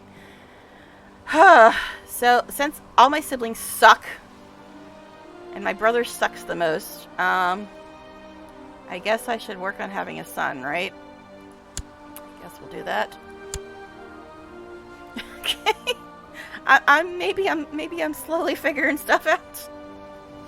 Maybe. Alright. Arranged marriage. When you found a good character to marry, I just did that. Okay, keep up. When you found a good character to marry, right-click on their portrait to open the diplomacy menu. I guess if I would have just left these on, it would have told me all this stuff. But I wanted it to pause because things were just going by so fast. Alright, so when you found a good character to marry, right-click on their portrait to open the diplomacy menu. Here you may ask the liege of your intended about the possibility of arranging a marriage. The diplomacy menu is the main way to interact with their characters. Go ahead and arrange the marriage. Okay, I'm already married, dude. The ambition to have a son or have a daughter won't make any difference. The only difference is when you actually fulfill the ambition. Okay. Doesn't matter what you pick. Yeah, but I was just figuring that since the world sucked back then and only men counted, I should probably pick son, because that would also replace my brother who hates me as my heir, right? That's why I went with that. Because the only person in my family that likes me is my mom, and my oldest sister doesn't absolutely hate me. Just kind of dislikes me. Aye. So, we got this stuff up here too, but I think I should just... The following week claims can be pressed. County of Garda, Kingdom of Castile, Kingdom of Galicia. What? I don't even know what the hell that means. Aren't my family running those places? Why is it telling me these other people? Oh, I guess she's my sister. You're Araka. Okay, these are my family, I guess. County, what? Okay, so my sisters are Araka and Elvira. My mom is Sancha. My brother's Sancho. And that is Garcia. One of the most important rules: do not randomly click to test stuff out. It will go down very badly. Read first. Those are places that you are entitled to, pretty much. Hey, doctor. Dr. Bitsy. Bitsy.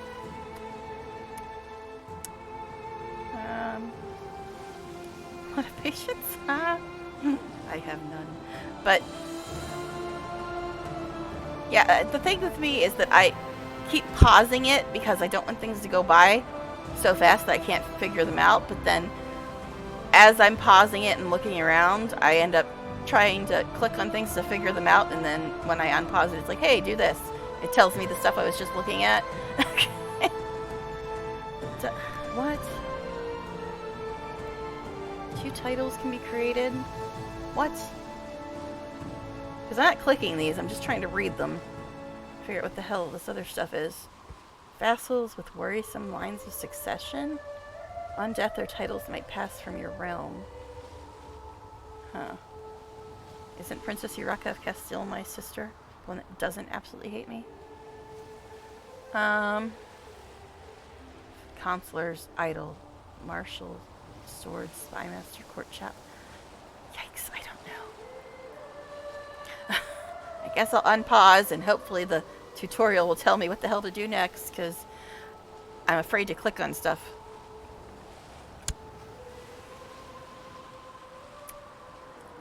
Alright. Congratulations on your marriage. Alfonso is busy trying to get Beatrice with child. You might want to select a new family-oriented ambition. I just did that, didn't I? Have a son. Any child. Alright, cool. Your realm consists of a number of counties, the provinces on the map. Each county contains at least one holding, castle, city, or temple. By clicking on a county, you can see, among other things, its holdings. The holdings held by you personally are collectively called your domain. Unfortunately, there is a limit to how many holdings you can control directly.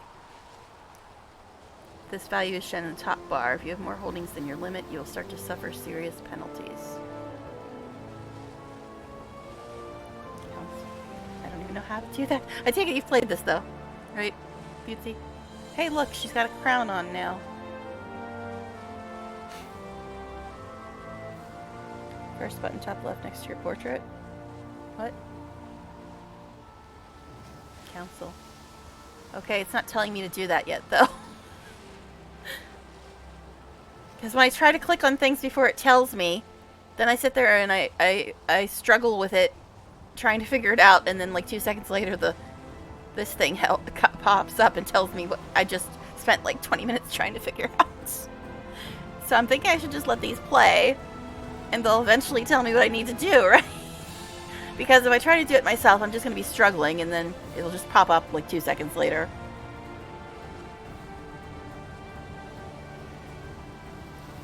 I don't know. Alright.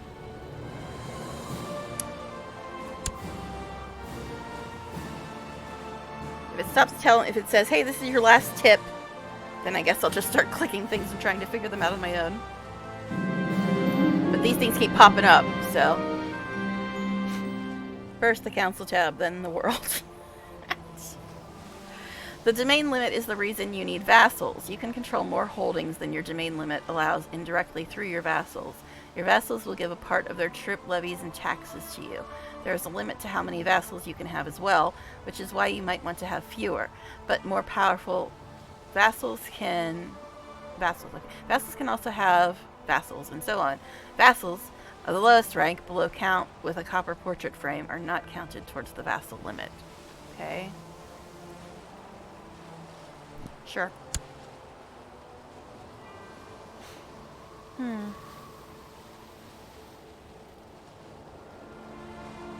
Okay. You need to keep your vassals happy because their opinion of you controls how much tax and levies they will give you. If they dislike you enough, they might even join rebellious factions, which can lead to civil wars. Bishops, priestly vassals who like the Pope more than you will actually send their taxes to him instead. Opinions are represented by a number ranging from -100 to 100. And you can see why exactly why they feel the way they do by hovering over the number. Okay. By the way, what's her opinion of me now? It's 14. It's went up 3. Yay. Wasn't it like 11 or something? Or was it 9? Was hers 9 or 11? I don't know. Realize. Yeah. You currently have one unhappy vassal. You can find this vassal by clicking on your portrait and open the Vassals tab.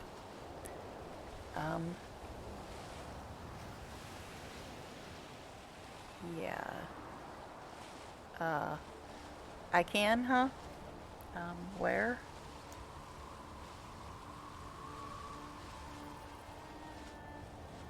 I don't see a Vassals tab. Oh, it's this down here? Oh, some of them are related to me. Okay, anyway. Okay. Alright. Try to increase the opinion of this vassal to a positive number. You can increase the opinion of your vassals towards you in several ways. For example, by giving them more land, but do try to hold as much land as your domain limit allows. You can also give them an honorary title or send them a gift. All this can be done in the diplomacy menu. So it's this dude, Diego de Oviedo, Count of Asturias de Oviedo. Okay. Can't click it there. So it's this guy they're talking about, right? Yeah, I figured I'd pick that because I'm completely lost. So I figured I should try to do this first. I have a feeling that once I figure out how the game works, I'll probably like it a lot. It's just right now, a lot. A lot. Okay, so let's see. Once I start, like at 10? Yeah, Yeah, it's 11:44, so I started around 10. Alright, I'm in Eastern time, in case you couldn't tell. Alright, so I can give him more land, give him an honorary title, or send them a gift. Okay. Well, let's pause here. I said let's pause here. Opinion me -12.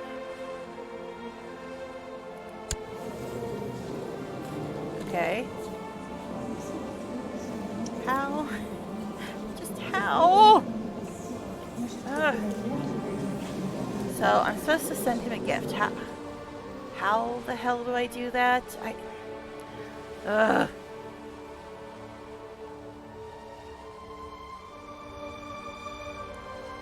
Character view. Okay, great. I saw that before, though. Alright. How? It says send him a gift. How the hell do I do that, though? That's my question.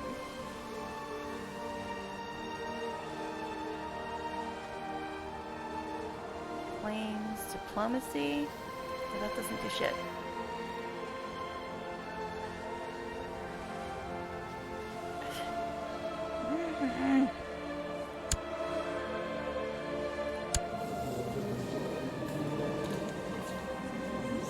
Right click him? Is that how I... Okay, so this stuff? This right here? Oh my god. Ugh. Yeah! Alright, so we're supposed to send a gift to this dude. Whoever's opinion you by amounts depending on your state diplomacy and their grade. Characters in your realm might be quite appreciative of gifts as outsiders. Okay. I think he's an outsider. He's an Oviedo. That's outside where I am, right? Isn't it? I don't know.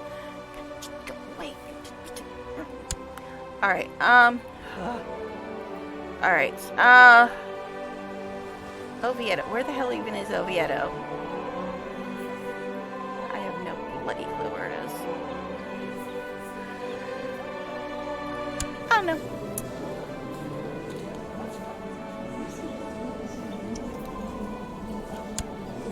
Where are you at? Where are you at, sir? Here?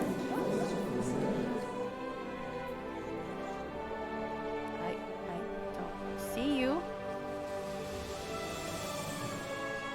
I guess he's not outside my realm though, because this is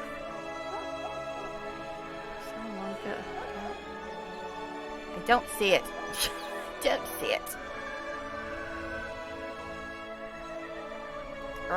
Alright, anyway. Guess we're sending him a gift.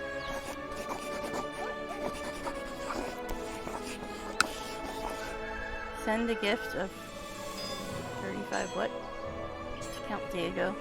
Increasing his opinion by 28. Okay. He's at negative, what, 11 or something at the moment?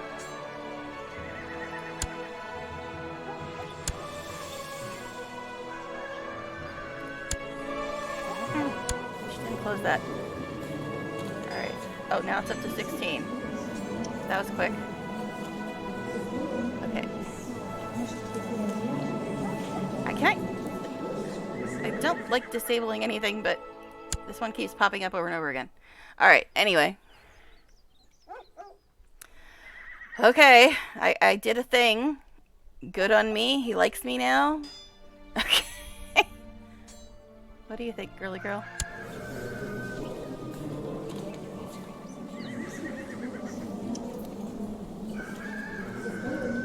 So hers is plus 14 now? He likes me more than my wife does. Well, sir. Yeah, anyway. Anyway, let's not do that. All right, let's move on. I guess. I guess. See what else this game is telling me. A revolt. I'm doomed. A revolt has broken out in Salamanca, angered by my oppressive rule. The peasants have taken. What am I oppressing? I haven't done shit. What did I oppress? It's gone well, guys. It's gone well. We got a revolt and everything. Alright, how dare they oppose me? I guess. Well, I have no idea. What now? Salamanca, where the hell even was that? I saw it, and then I lost it.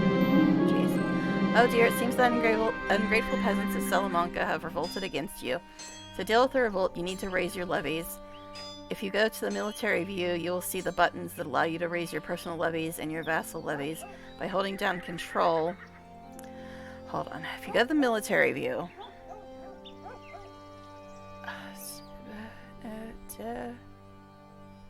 Where? There. Jeez.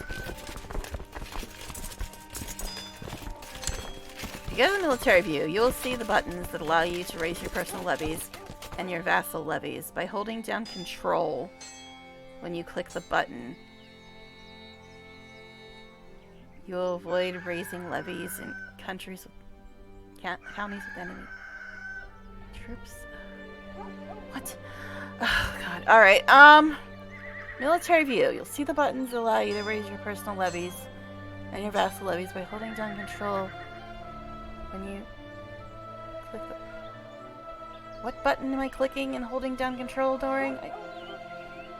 Avoid raising levies in counties with enemy troops. Okay. I still don't know what button you want me to hold down, though. Okay.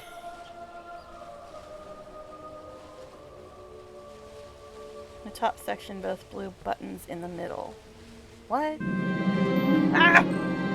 To move your armies around, simply click on their shield to select them. I haven't even... To move your armies around, simply click on their shield to select them, and then right-click on the province you want them to go to. You can also select several armies by holding down... Oh my god! Alright. To move your armies around, simply click on their shield. I haven't even gotten my army yet, because I couldn't figure out what the freaking button they want me to hit. Okay, You can also select several armies by holding down your left mouse button and dragging the mouse to create a selection box. Gather your troops together before attacking them. What? I don't even know what button I was supposed to hit to get them in the first place. I have no clue what the hell I'm supposed to be doing right now. I'm supposed to be holding a button down to raise levies and then move them around. What? This is completely fucking confusing. Top section, both the blue buttons. I don't know what blue buttons we're referring to. Because I got this up here, which is the one that said military. Room to meet. What? What? Raise personal. From. This is so fucking confusing.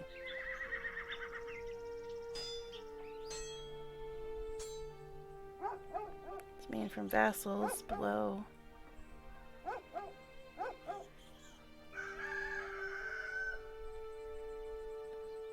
I thought that was the only way to, like, get the thing to go away.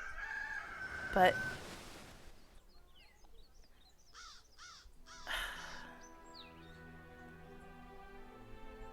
I thought that was basically the only way to close the box. I didn't know it would just catapult me into the next thing before I even click this thing.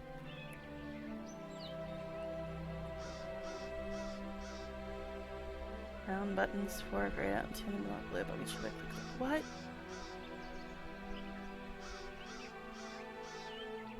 Six round buttons. This is so fucking confusing. And what's this stuff about hitting control or what? Raise personal levies, raise vassal levies. This one doesn't say a damn thing.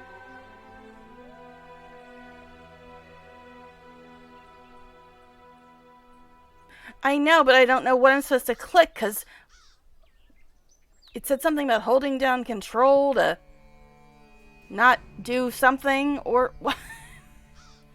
And then the next thing about moving people with a shield or what? Because didn't it say to raise my levies?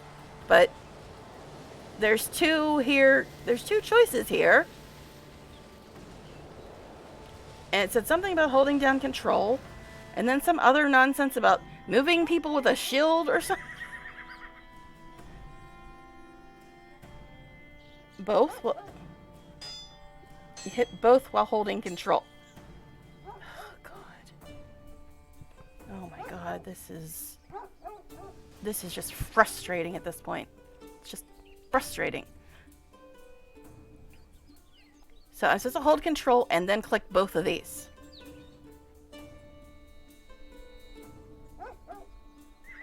The raise personal levies and the raise vassal levies. I hold control and then click both of those. Ay, ay, ay. And then there was something about dragging and clicking and shields and something and something and something and something. Okay.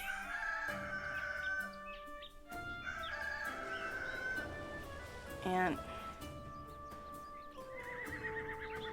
Salamanca, that's down here.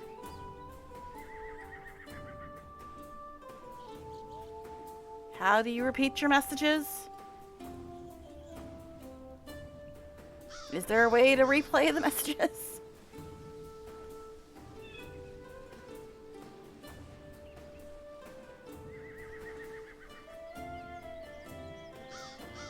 I don't have a clue.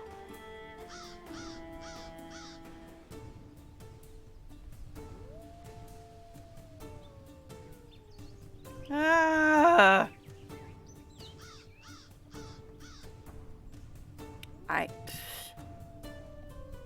Well, I'm just bloody fucking lost right now. Mouse frame and select them? So all the little dudes with green boxes, I have to mouse outline them, which is going to be hard to get all done without getting this guy.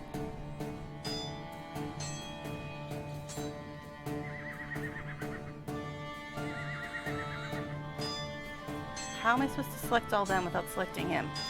If I'm supposed to be doing the dragging a mouse box around them thing.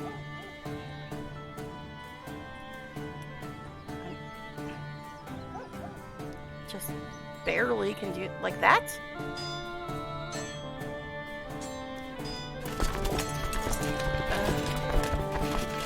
Right. Oh, okay. Yay, so they're selected. Great.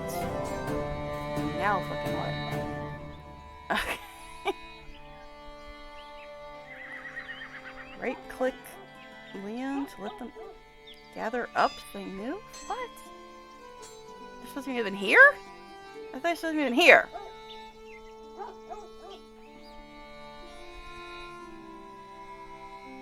Okay. Sure.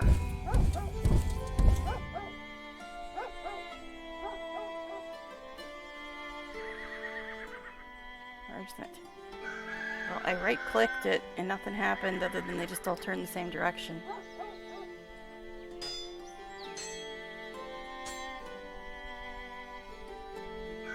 Okay, so I have to unpause, I guess. So I'm supposed to send them here before I send them here. Okay. Sure.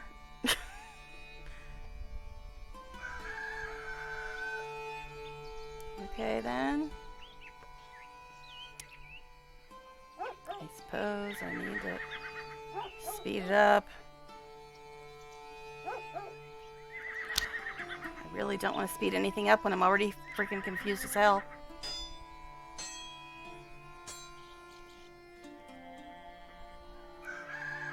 The line changed to red. What does that mean?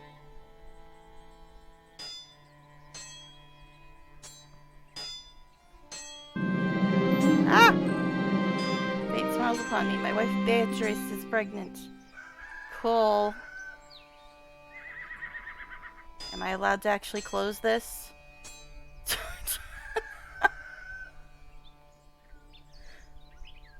I'm afraid to close any boxes.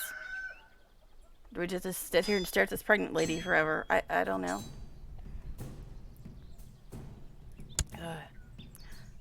Alright.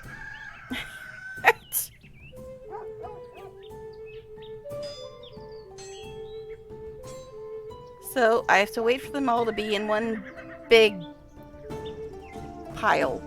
Okay. Alright, stop guys, stop. Alright, so they're all in one big pile now. So now do I move them to Salamanca? Now that they're all piled on top of each other? Oh my goodness.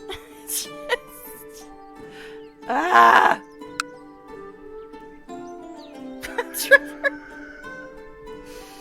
I see you did install Wicked Whims, didn't you? I mean, what? Anyway, click the Merge Units button. Where's the Merge Units button? They're all standing on top of each other. I thought that that was merged, but apparently not. Merge the selected units. This button? Is this the right button? Tell me before I click it. I'm afraid to touch anything at this point. Alright, units are collections of regiments or ships which can be raised from holdings or provided by mercenaries or holy orders. Armies are organized into 3 parts, left flank, center, and right flank. Each part is led by one of the regiment commanders. The commander of the center is considered commander of the whole army. Armies take attrition losses in counties that cannot supply them. Check the supply limit in the county view. Okay. This is just a little depth. And I'm wearing a helmet now. Wait, when am I supposed to die again? They said I was going to die when I was 40, right? Okay. Send them to crush the revolt. It's telling me about this shit now. Are they all gonna like starve to death on the way to like the next city?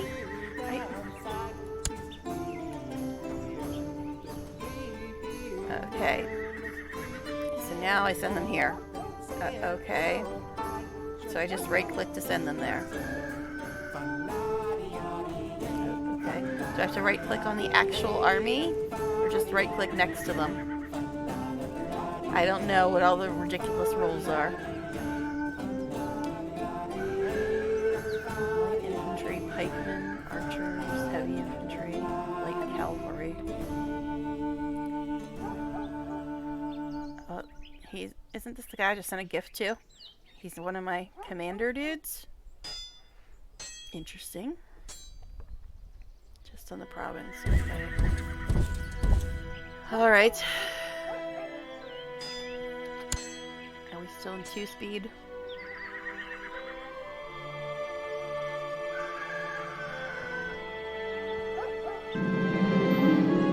This province is a virus. Oh wait, no. It's still different. Alright, anyway.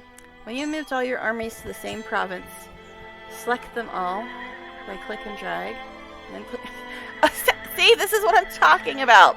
I sit there struggling to figure stuff out, and like 2 seconds later it's like, well, now that you've struggled through everything to try to figure stuff out and ask people in chat, because I'm sure you're streaming this and you can get people to help you in chat, now that you've done all that, now we'll tell you what to do.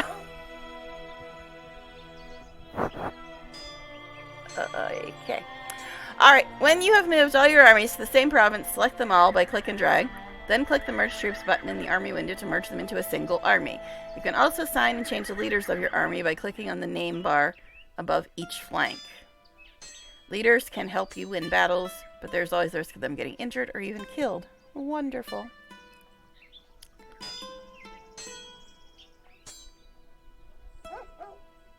Am I allowed to click this now? Since we did that already? Ay, ay, ay.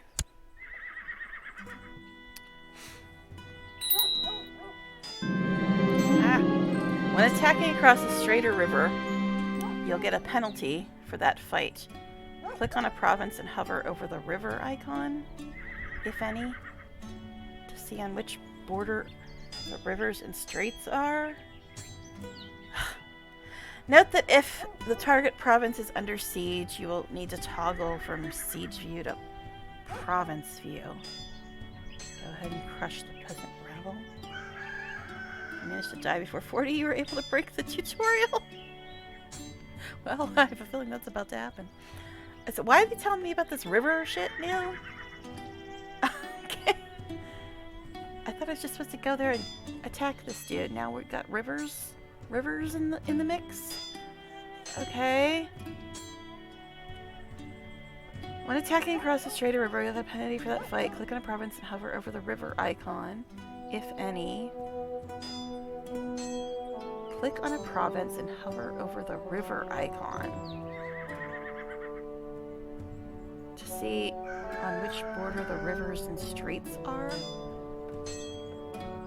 Note that if the target province is under siege, you need to toggle from siege view to province view? What?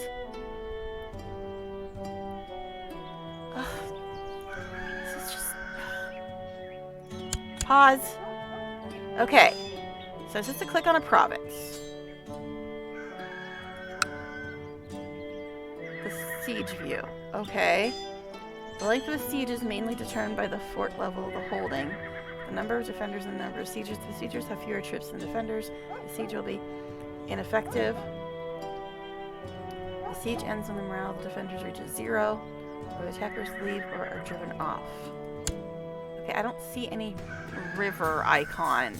Didn't it say to click on a province and then the river icon? Where? What? So this... What?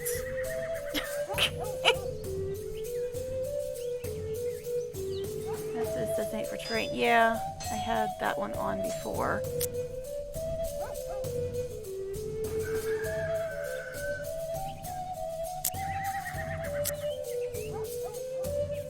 Okay. Yeah, it doesn't give me a river icon. Didn't it say click on a province and then the river icon? Or something? Once more, it should bring up the traditional view. Every time I click on it, it just gives me this thing. I have to disable this. Because every time I click on it, it just pops that up.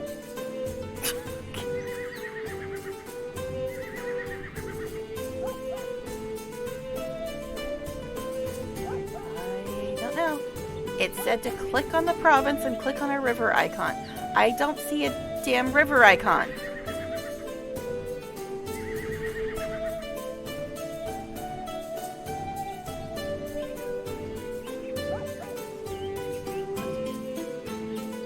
Click Zamora? I thought it was Salamanca.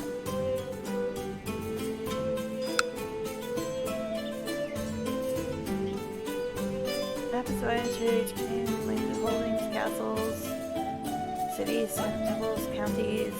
Holdings are the base of the counties are religion. Counties are the most technology. Okay, that nothing river there. Okay. I don't know. It said click on the province and click on the river icon. I don't see a river icon anywhere.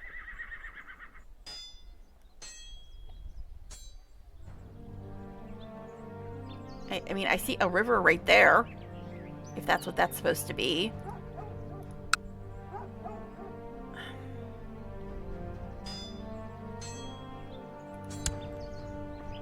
What are you doing here? Alright. So, I'm trying to find this river icon, but I do not see it.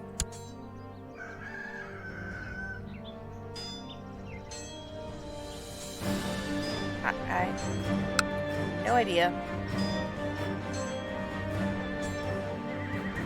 Because when I click on it, I just get that.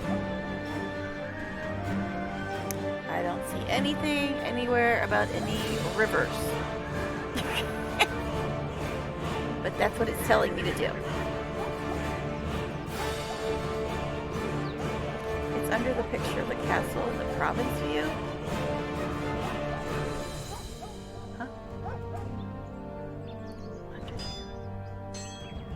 Salamanca Castle.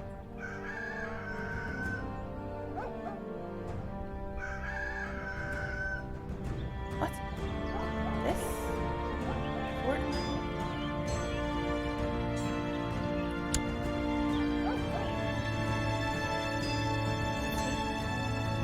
Levy. What?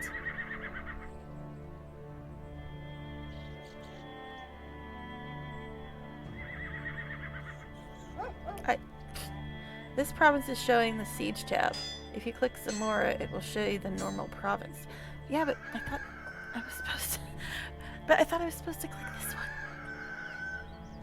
Isn't this the one we're going to? And then when I click on Zamora, I get that.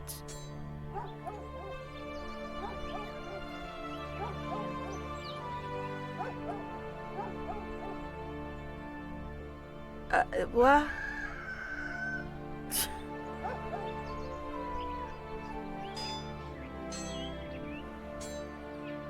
Okay, here's something about a river.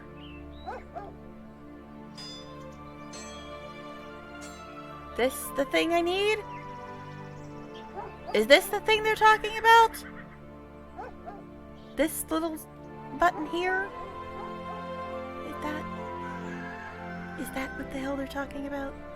Because here's my problem. I'm supposed to be attacking Salamanca. So why am I clicking Zamora? They say, hey, you're about to fight Salamanca. Click on the province and then the river tab. Well, I clicked on the province, Salamanca, because that's who I was supposed to be fighting, and there was no river tab. Shouldn't it say, click on a different province instead of the one you're fighting to see this tab we're telling you to go to? But do you see my confusion here? Crossing the river to fight them so you have a debuff. Yeah, I know. But they said, click on the province and then the river tab. So that would imply the province they want me to click on is the one I'm fighting, not some other province. You see what I'm saying here? Alright. So, I'm supposed to click on this thing. What? Okay, I can't click on that thing. Okay, great. Well, they should have said Zamora. Because everything else was about Salamanca. So why would I ever click on Zamora when I'm supposed to be fighting Salamanca? Okay, so here's a river thing. Okay, great, but I can't click on that. Okay, cool. Okay. Yeah, see, it's not clicky. It's not clicky. No clicky. Alright, I guess we'll unpause and see what other nonsense I got thrown at me now.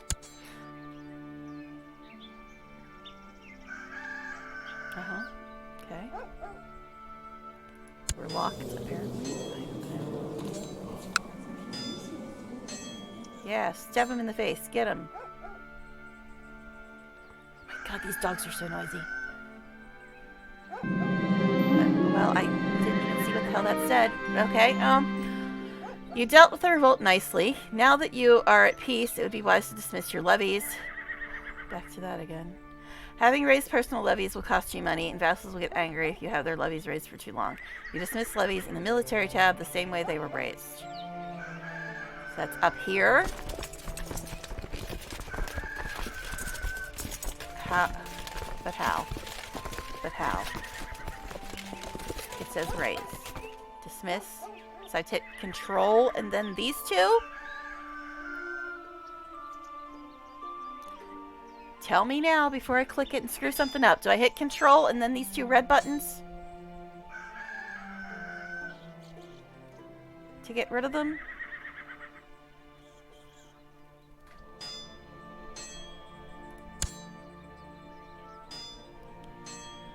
They said we won, right? You dealt with the revolt nicely. Now that you're at peace, it says Battle of Behar victory.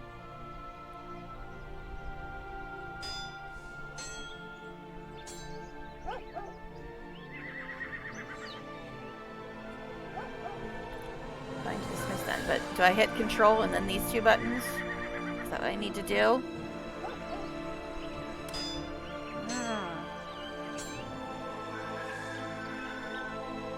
I think that's what I need to do, but just because something makes sense doesn't mean it's the accurate thing to do. Okay. I guess we'll hit control and dismiss these guys. Maybe.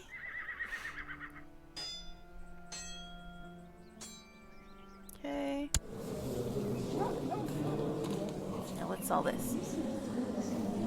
Battle of Bayar. Initial.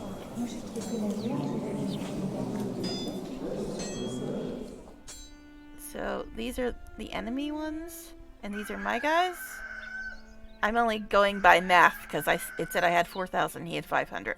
So I'm guessing this is my side and this is his side. And so we lost 4, 6, 8 people, and he lost everybody pretty much. Yeah, everybody.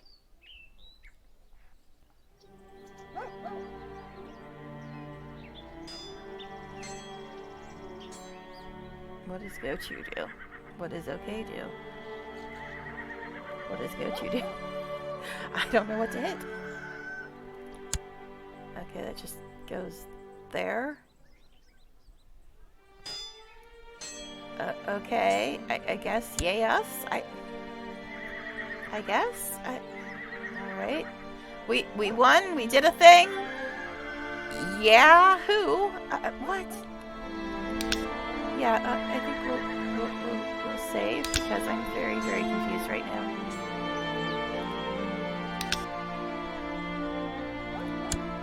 Export game. Export game? What are you talking about? What message settings do? Diplomacy. Whatever. Alright, anyway. So we did a thing. Can I finally hit got it, or is that gonna screw me? I don't know. Now I'm afraid to hit anything. Alright. So, there's that, I guess. Alright. I guess we're done with this one. Should we go back to realm view now? Shall we unpause? I'm a little scared. Alright, anyway.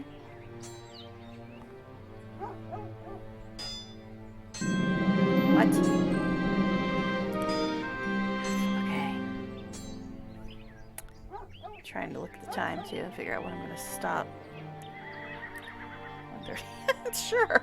Completely confused. Oh, Mummy got gray. It's nice that the portraits actually changed. Like, she got the crown. Apparently she turned gray. Did she get a new hat? I think she did. Maybe not. Anyway, now would be a good time to consider expanding your realm. Really? I could barely handle what I'm sitting on now. Alright, now would be a good time to consider expanding your realm. The easiest targets for military expansion. I don't want to attack anybody. I just want to live my life and whatever. Alright, anyway. I always turn off the diplomatic victory and or the conquest victory and Civ 6. I turn off all of them except score. But anyway, the easiest targets for military expansion are small neighboring realms. However, since you need to know about fleet operations, let's pick Canarius, a single county realm just off the coast of West Africa? Okay. Shoot. Canarius, West Africa. That would be down here somewhere? Sea of Canarius? This guy. Okay. Sure. Easiest targets. Small neighboring realms.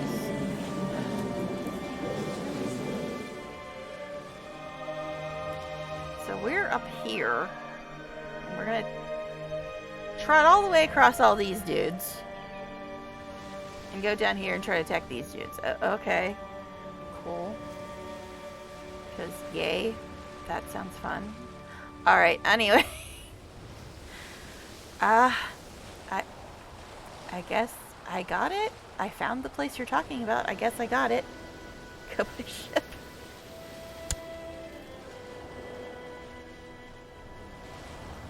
Okay. In order to go to war, Crusader Kings 2, you'll need a casus belli. Just cause. A valid casus belli could be, for example, pressing a claim on a province that is rightfully yours or waging a holy war against infidels. Nobody expected the Spanish Inquisition. Leon's in Spain, isn't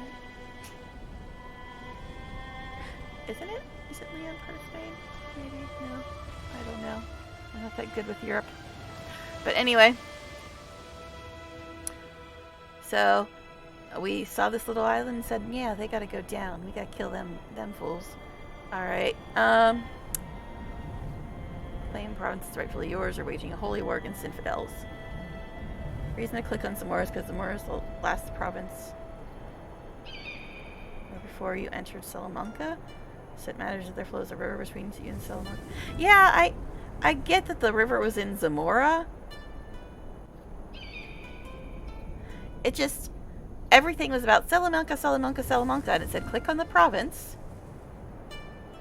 But then when I clicked on Salamanca, there was no river tab.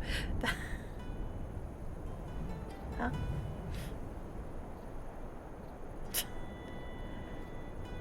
But yeah, it's just, what was confusing me there is because I was going to war against Salamanca, and everything in the box was about Salamanca, and then it says click on the province. So obviously I thought they were talking about Salamanca, since that's where we were going to war. So it wouldn't occur to me to click on a completely different province than the one I'm going to war against. Yeah, I know I saw where the river was, but what I'm saying is it was talking all about Salamanca. And then it says click on the province after like Salamanca, Salamanca, Salamanca, Salamanca, and then it says click on the province. So obviously you'd think you'd be clicking on Salamanca, right? That's why it pissed me off. Because it just was like, click on the province with the river. Even would have been better than just click on the province. It just, it was annoying. And now we gotta apparently declare war on this little island who's minding its own business. Didn't do anything. But okay. Alright, in order to go to war, you'll need a whatever, okay. So, I guess I can click that. So basically you need a reason to go to war. Well, I'm pretty sure there is no reason to attack this island, but if you say so. If you say so, game, sure, we'll attack the island. Okay.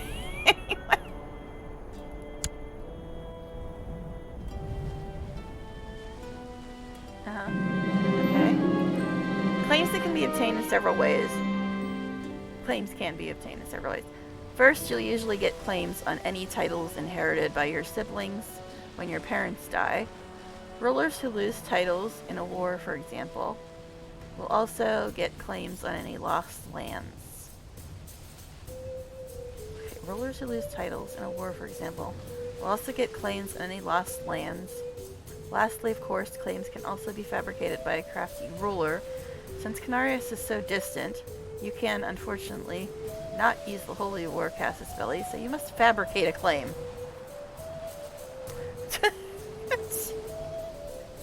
Oh, jeez. Thanks for hanging out, Fizzy. Fizzy Bones, I'm not sure how to pronounce that, but thank you for hanging out and trying to help with my complete and total confusion. Alright, so we're supposed to make up reasons. So basically we're assholes, is what the game's telling me. We're assholes. Making up reasons to take over this country. Alright, cool. Okay. I guess I am elusive shadow, right? What's the shadow master? The art of intrigue and should make a perfect spy master. Those an ideal mentor for protective schemes. So I guess that's why I'm doing this. Because he a big jerk. No wonder his family doesn't like him. What is your deal? Yeah, what is your deal? Tough soldier. The tough soldier is fearsome on the battlefield, but only a mediocre commander. He's scholar, diligent, patient, brave, ambitious. So, I'm the asshole brother. That's what I've discovered so far. I'm the asshole brother. Cool! Okay. So that's what we've discovered. If we look at these traits, I'm the evil one.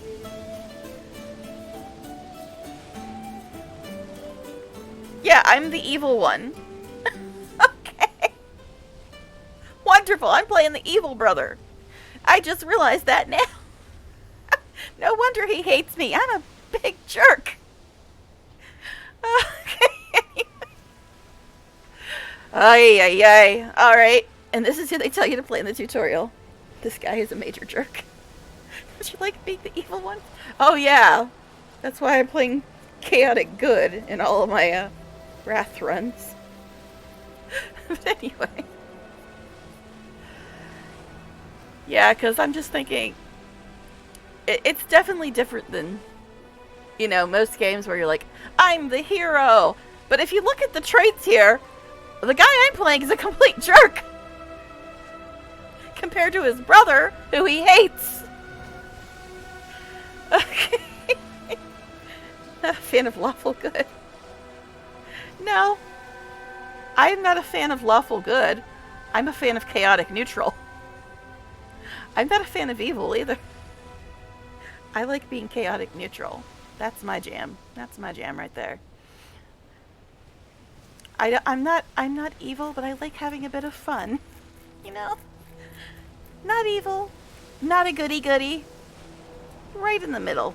Right in the middle. Anyway.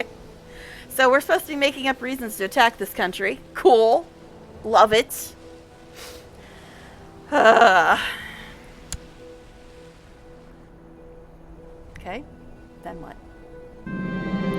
To fabricate claims, open your council view and assign your chancellor to fabricate claims and place him in the county of Canarias.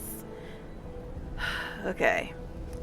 Assign your chancellor to fabricate claims and place him in the county of Canarias.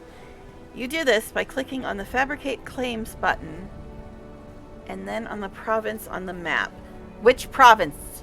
Because, you know, there's been some question about which province you want me to click on half the time, game. But anyway, let's see. You do this by clicking on the Fabricate Claims button and then on the province on the map. You can assign jobs like this to all your council members, but they can only do one job at a time. Oh, come on, guys. Multitask. Hurry up. Lie for me. Make up shit that ain't true. That's the way you rule. Probably it usually is. Are we sure this time? It's not like, you know, this place over here, because, you know, for reasons. It's actually this place? We're not clicking some random spot next to it this time? Okay, just want to check. Because, you know, last time we had to click random spots next to the place we were supposed to go in order to get the thing we need. But anyway. Am I breaking the sarcasm meter again, guys? I roll with my ribbed scepter and crown. I'm playing a jerk. I don't want to play a jerk. Although he's better looking than his brother. I mean, he's not hot, but he's better looking than his brother. Not that you can really see his brother because he got stupid shit on his face. But anyway. And Big Nicholas. Okay. Yeah. Alright, so. I need to council view.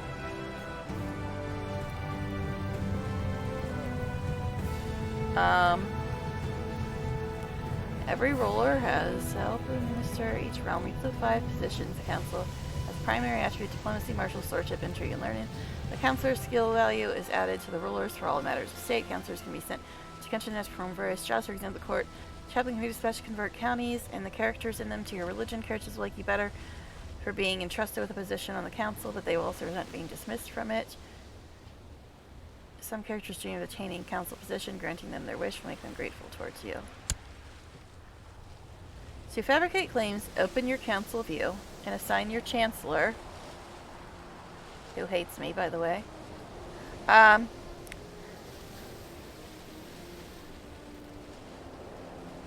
Assign your chancellor to fabricate claims and place him in the county of Canarius. You do this by clicking on the Fabricate Claims button, which is where? Here, this. Okay. You do this by clicking on the Fabricate Claims button and then on the province on the map. Okay, so the guy that hates me is my chancellor. I click on this and then Canarius. Okay. I can change him.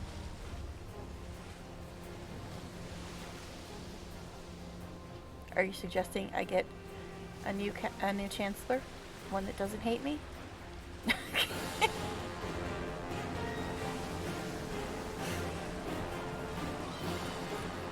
Oh no. Yeah, he doesn't like me much. These dogs are so freaking noisy. Alright, let me get a snack. I think I need it to get through this. So, are you saying I should change my chancellor or just go with what I got? Because he doesn't like me. Not that I can blame him, because I'm apparently an asshole. Anyway.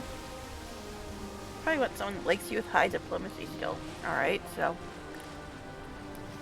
How do I decide on that? Appoint a new chancellor.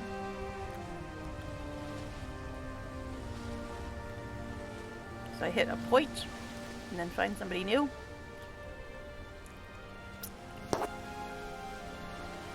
So I need somebody with high diplomacy who likes me. And will I get a list if I hit appoint? Okay.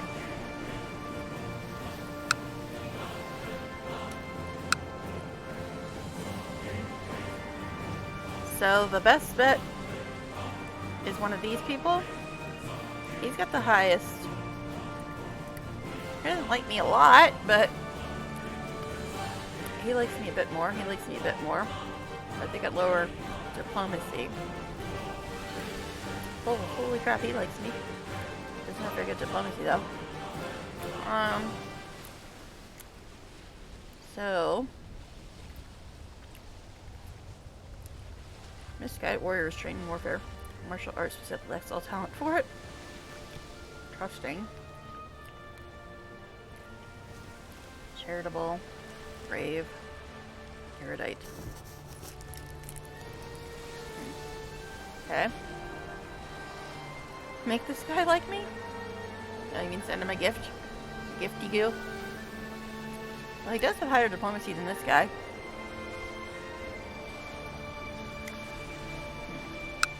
So if I send him a gift, award honorary title,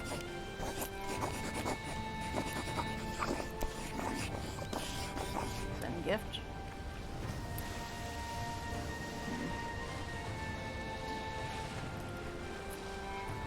grant landed title, imprison, plot to kill.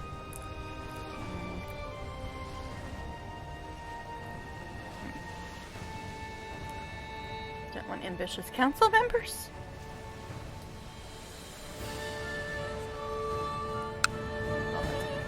Get out of here. Get out of here. Alright. Council. So, Great Eminence, Bastard, Kind, Chaste, Charitable, but Deceitful. Kind and charitable, but deceitful. Okay.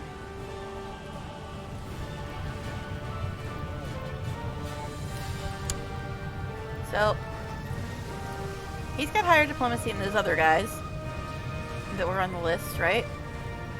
So you suggest I try to make him like me, but, how? What's the best way to make him like me? It isn't telling me a score here. Landed title, honorary title, gift. Let's keep this guy. Yeah, but how do I make him like me, though? What's the best way to do that? Like the landed title, the honorary title, send a gift?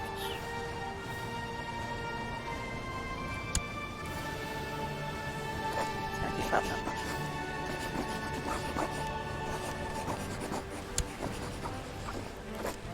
So... Oh my god, these dogs! They keep running in and out, making me think people are coming home early. Anyway,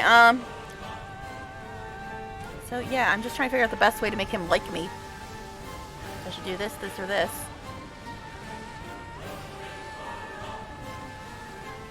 How much gold do I have? I don't have a lot of gold. Honorary title. Yeah, I don't have a lot of gold, so I'm wondering if maybe the gift isn't the best option. I thought there was a way to just improve relations, but I'd just move on from his relations for now.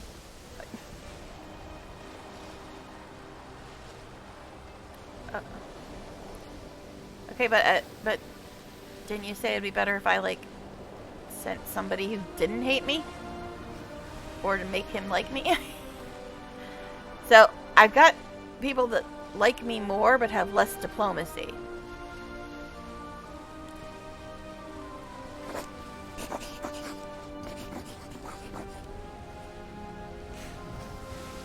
So do I send him without him liking me, or try to make him like me, or replace him with somebody who has less diplomacy but likes me better?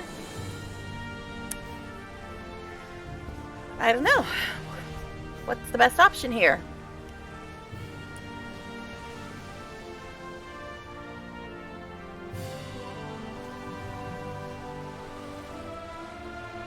Send your chancellor and relations to your vassals.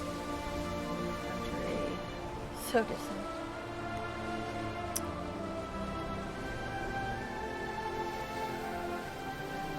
Because you'd think that the one with higher diplomacy would be better, right?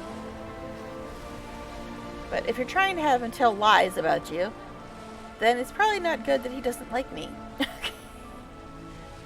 Focus on what the tutorial is saying for now, and you can come back to focus on improving the relations later. Well, once I finish the tutorial, I'm probably going to start over because I do not want to play this jerk.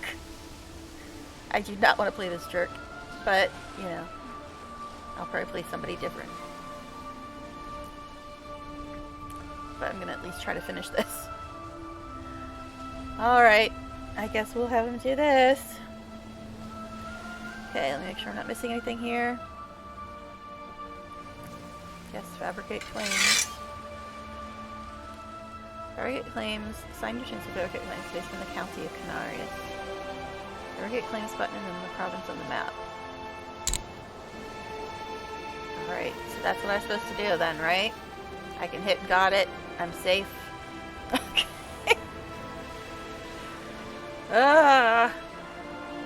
Let's actually quick save before we hit anything. I really wish there was a shortcut for quick save because I do not like having to go into the menu just to do that. Alright. One of your other council members will be able to make them like you more if I'm recalling correctly. Got it, I guess. Alright.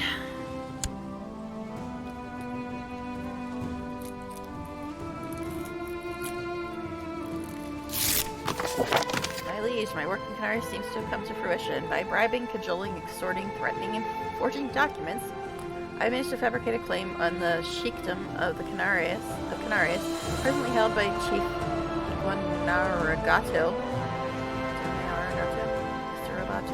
And what? I know, more 80s references. I leave it up to you whether to use it or not. Your humble chancellor, or whatever. Okay. He did a thing. I'm just permanently confused, so it's fine. So I guess that's what I'm supposed to do, right? Holy crap, I don't have that much.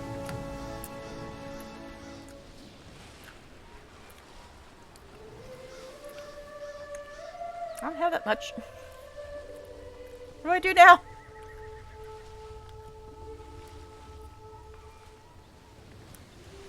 So the tutorial wants me to do this, but I don't have enough money. And barely enough prestige. So now what? But yeah, if I don't have enough money though, how can I? Will I just go into debt or what? Because I don't have the money. It's 89.2 gold and we only got 71. So do we go into debt in order to complete the tutorial? I mean, I guess. I don't know. But yeah, we don't have enough money for it. Oh god, that sounds great. Alright, I guess we're going into debt, folks. What? Declare war or claim Canarius.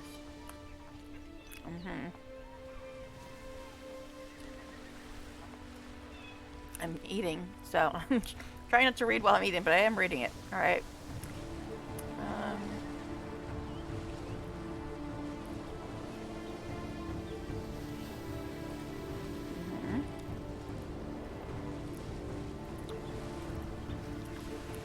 Okay. So,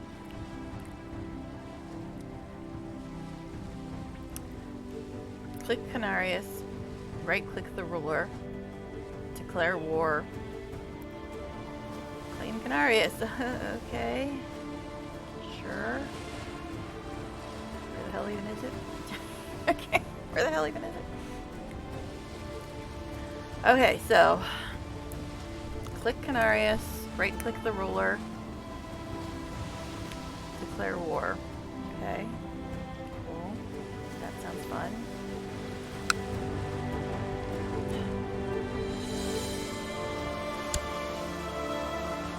I know, I probably shouldn't be disabling those, but oh my goodness.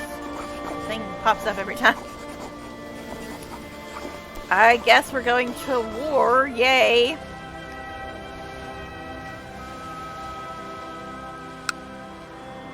Declare war on a character, I guess.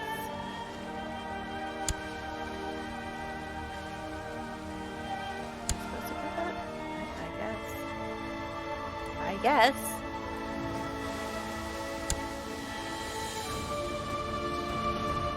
Now we're at war, yay.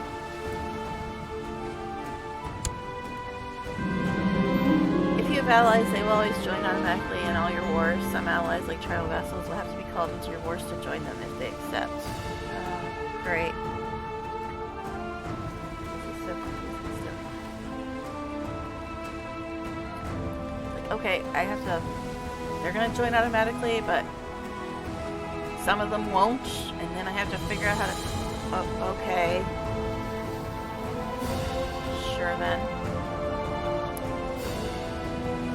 Okay. Right.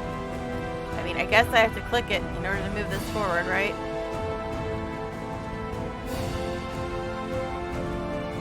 And I have to do that whole raise and levies thing again, because it says they'll join automatically, except for some of them. And then they'll have to be called in.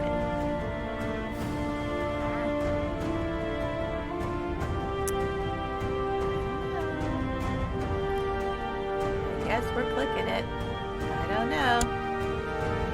Oh my god, Jog, stop running out. We're starting running out. I think people are coming home early. If you're fighting an overseas enemy, you need to raise your fleet. Oh god. Can't you people just go there on your own? Okay. Make me click stuff.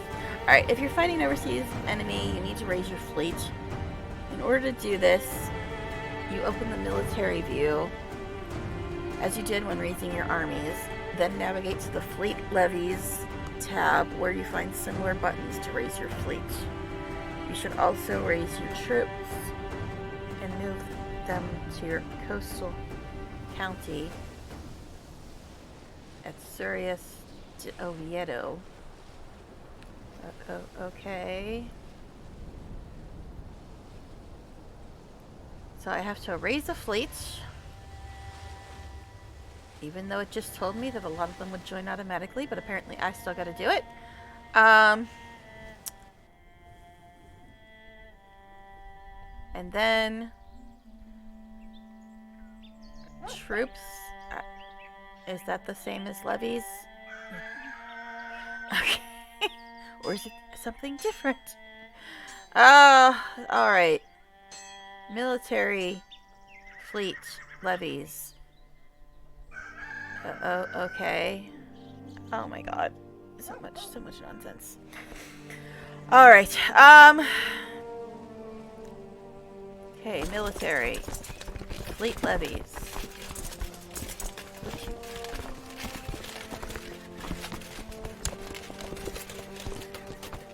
Raise personal fleet, raise vassal fleets.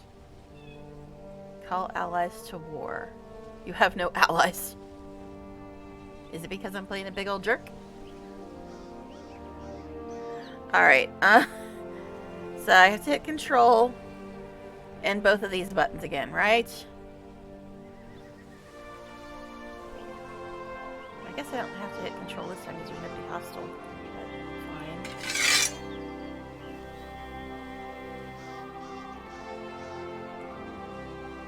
What? It didn't let me click the first one, so I'm a little confused now. So I only have a second one? Yeah, it didn't let me click the first one.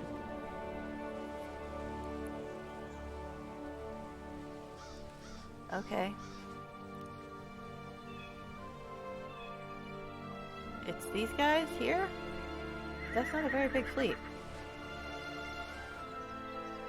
Is it just the one group? I don't see a bunch of other groups this time. Or they scatter all over the universe.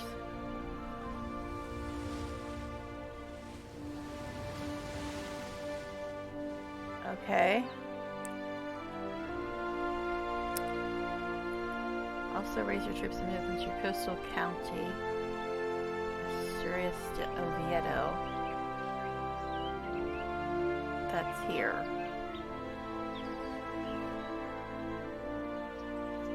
So I've got a fleet here. So when they say that the troops, they mean this tab? Raise your troops and move them to your coastal county. Asturias, whatever. Okay, so I guess I gotta get these guys.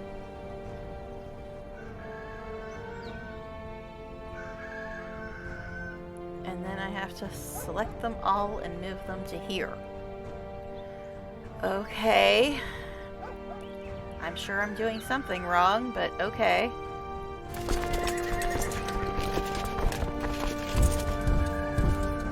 them to here.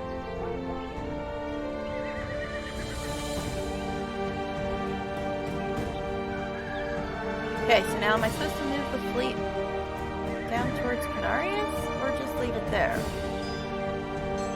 For now.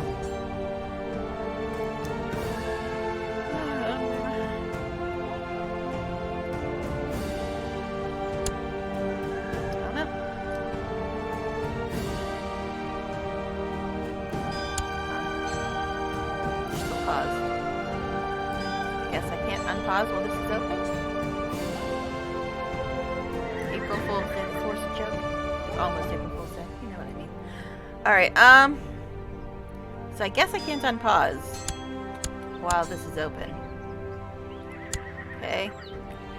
So my question is, should I move with the fleet now, or wait till these guys all get here, or what?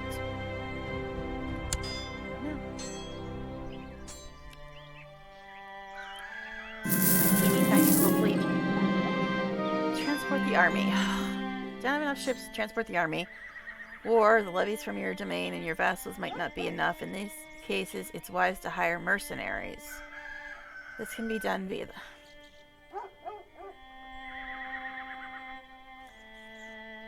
Okay. So if I don't have enough ships to transport the army, how would I have enough ships to transport mercenaries? What? Okay.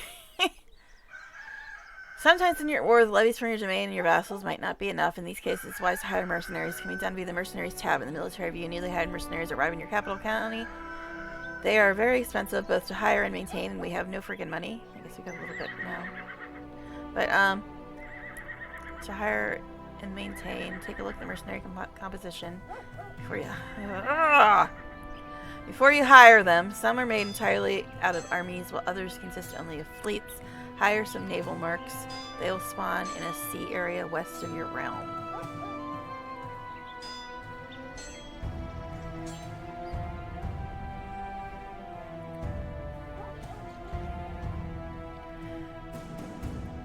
Okay, but it says I don't have enough room.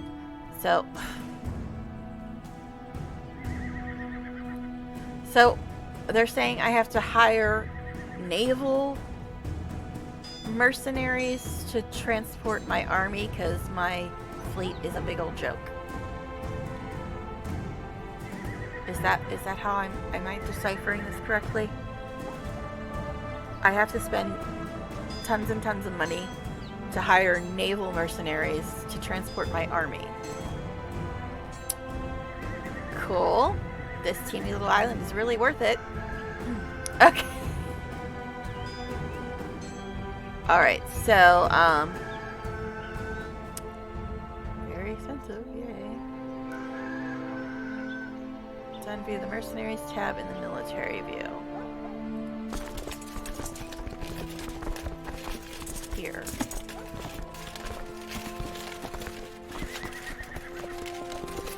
Okay. How do I know who's naval? Guess it's only showing me naval ones?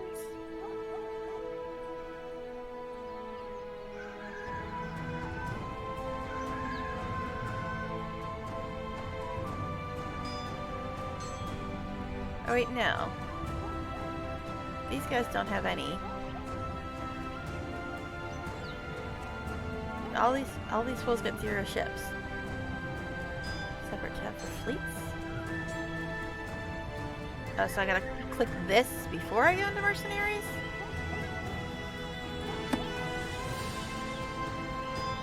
What? What?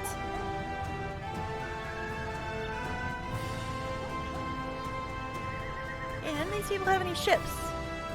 Even when I click on that, it doesn't change these. Yeah, none of these guys have ships. Okay, these ones all the freaking way down here.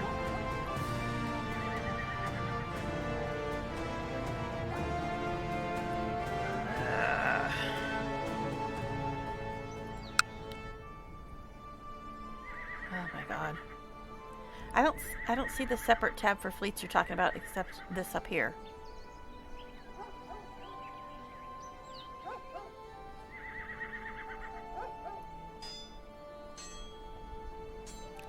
Yeah, I don't see anything down in the mercenaries panel that has anything to do with fleets though.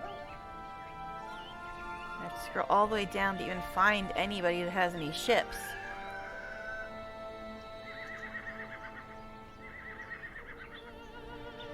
From here down, these guys have ships. Okay. Alright, so how do I know how many ships I need, though? How do I know how many ships I need?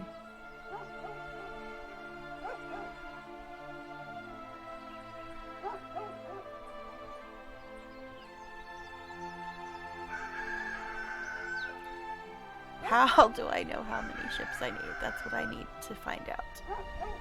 Because these guys all have 10 ships each.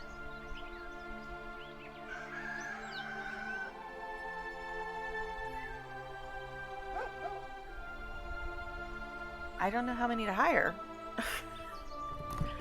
Is there a way to tell how many I need to hire? Because I don't know.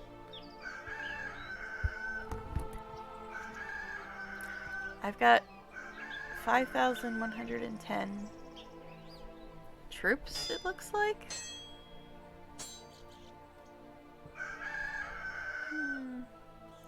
Yeah, but you shouldn't have to wiki though. It should be something in the game that actually tells you that.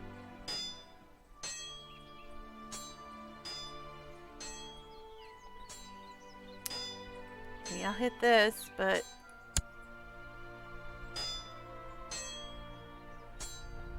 see if anything else pops up. What? What is this? Ah! Get annoying shit happening. I was waiting for something else to pop up to maybe tell me, and now we got people bitching about the armies.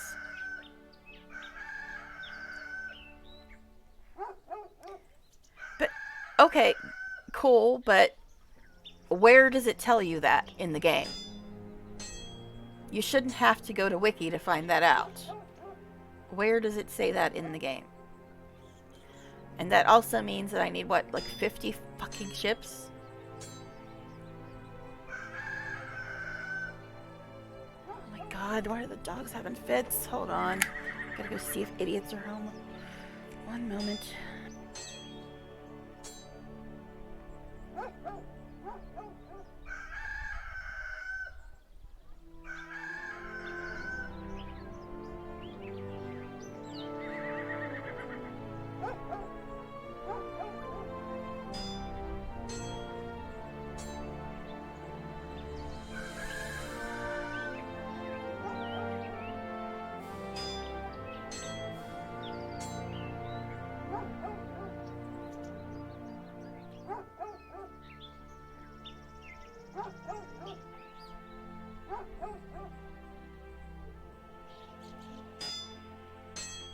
Neighbors are being idiots and driving the dogs crazy.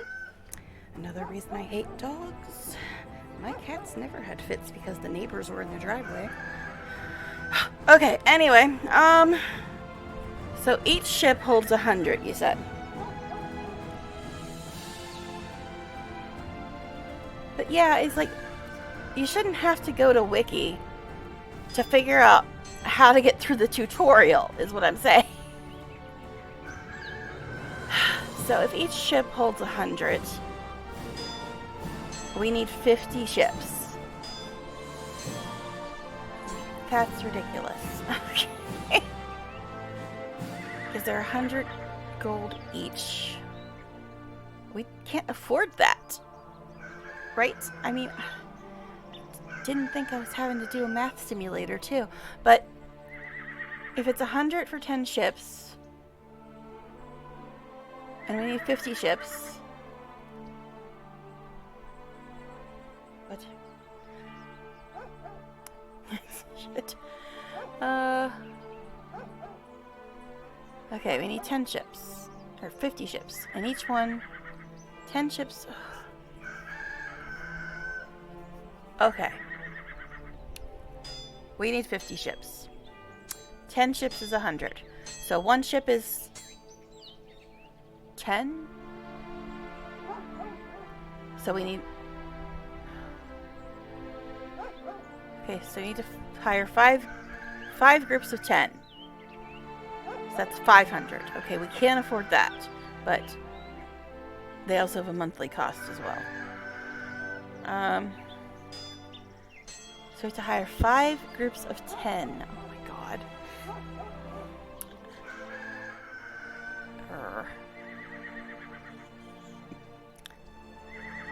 Alright, so I guess we're doing these. So that's 10, 20, 30, 40. There's only 40. There's only 40. 10, 20, 30. There's only 40. Oh well. We already hired them now, I guess. But, alright. So we hired some boats. Now, if I unpause, the boats should appear, right? And then these people should get their asses to the shore. But already people are bitching about me having their armies too long.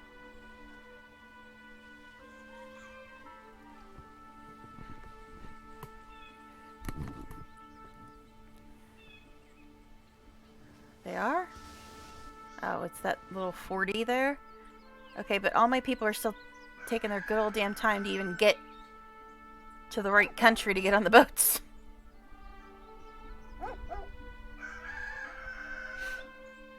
And I already have people bitching about, you've had my armies for too long.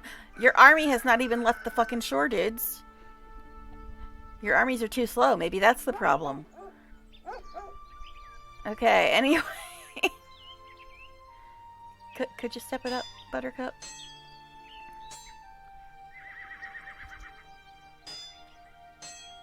Alright. Now, what do I do here?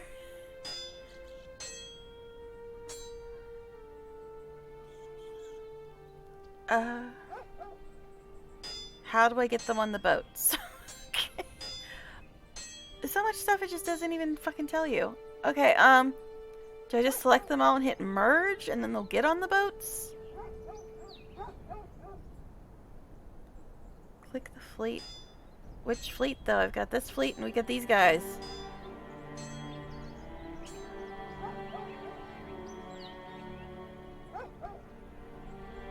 Do I have to merge my 7 with their 40 first? Because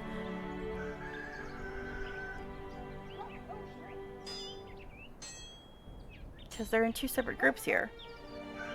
And we got these fools that can't even get on the boats.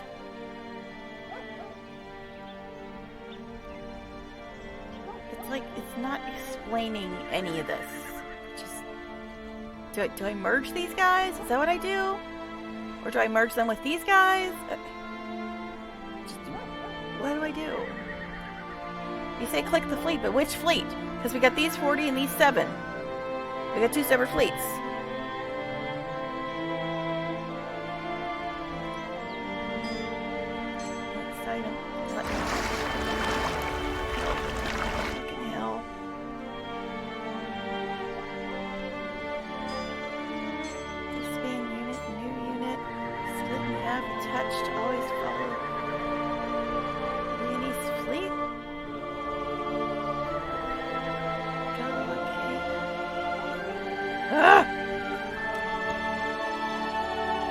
Get to like the fun part of the game because of all this stupid bullshit that they don't even explain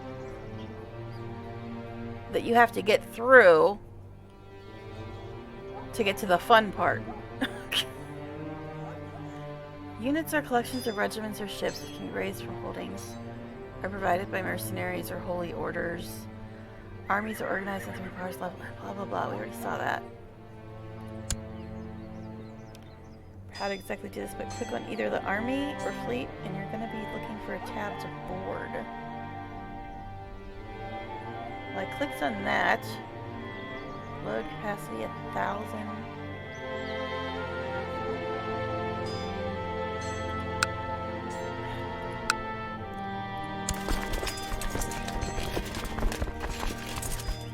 What? Expand unit. Embark army. So is that the one I need?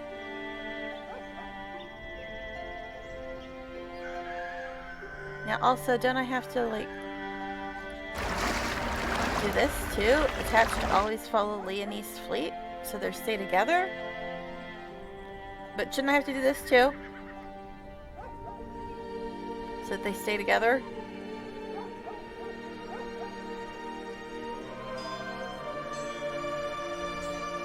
I mean, that seems to make sense to me, but just because it makes sense doesn't mean it's right. Okay.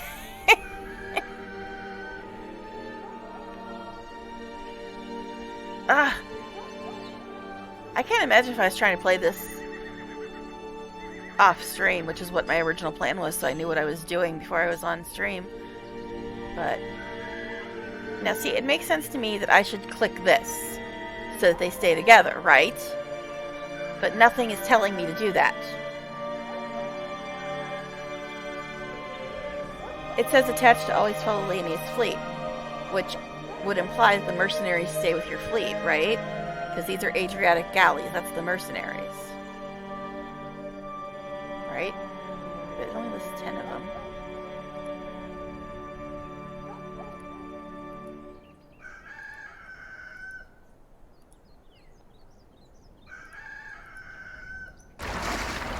When I click that, it just selects the one.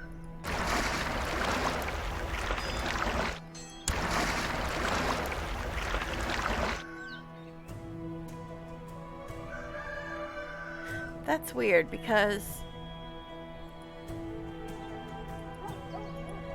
I can click to just select. Like, I can click. I could. Yeah, if I click right there, it just does that. It only selects 10 of them.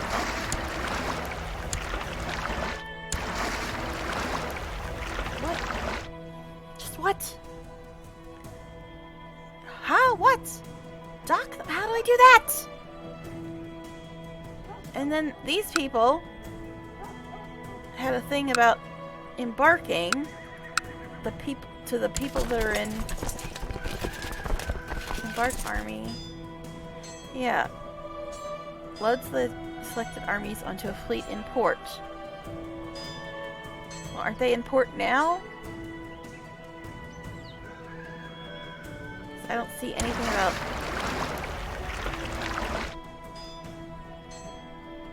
Oh my god! This is so frustrating!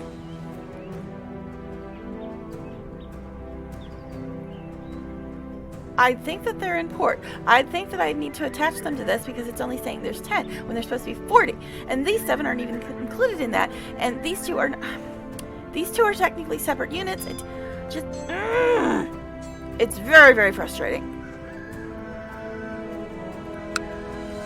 Now, am I supposed to merge these guys? Is that what I need to do?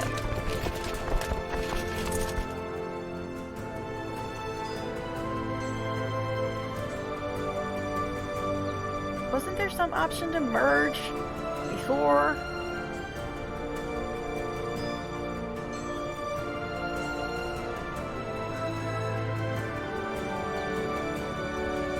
Merge the selected units. So it'd be this, right?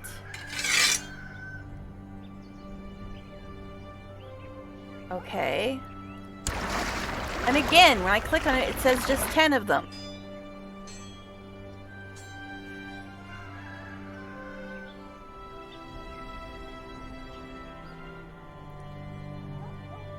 Didn't I just select to merge them all?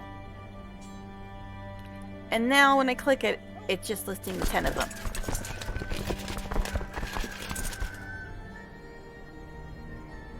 Right.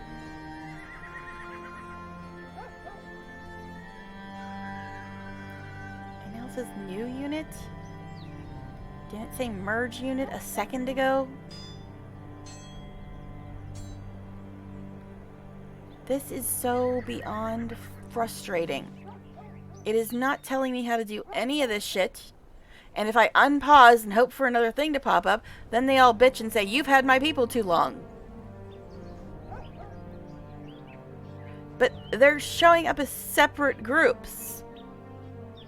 And if they're separate groups, then I can't get my people on them. Because when I select them, it just goes back to 10.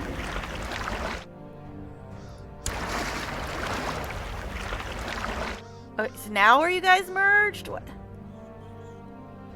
No, because that's only 7.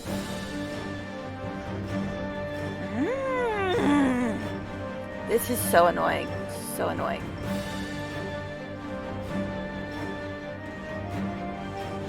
Huh? Highlight all 40. How can I highlight all 40?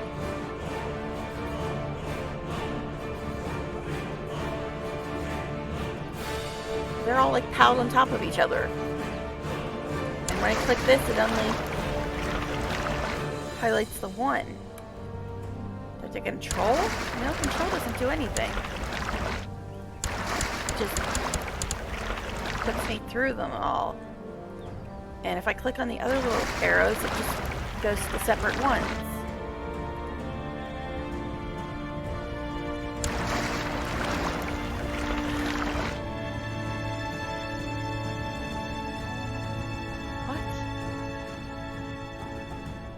What?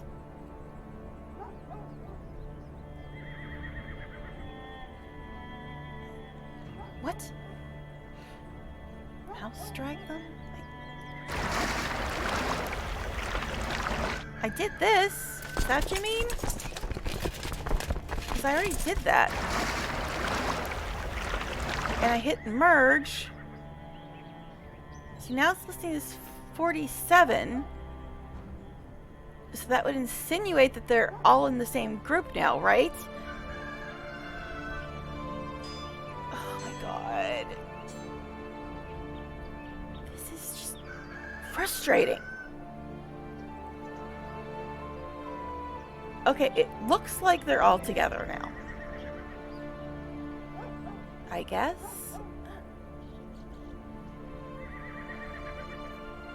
Okay.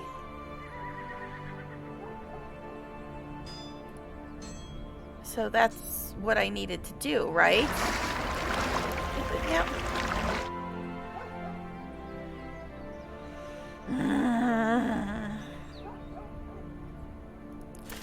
I don't know.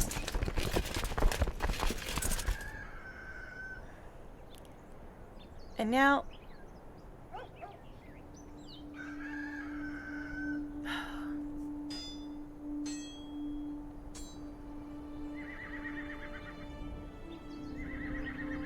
Are you seeing that? No navies present which are large enough to transport army. Because they can only carry like 4,000 and we've got 5,000. So now what?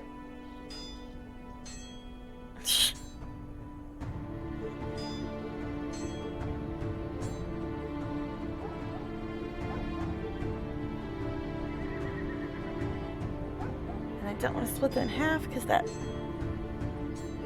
But yeah, it only splits them in half though.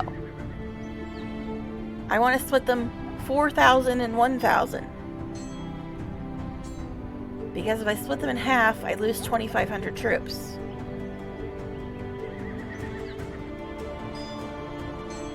One beside what you pick?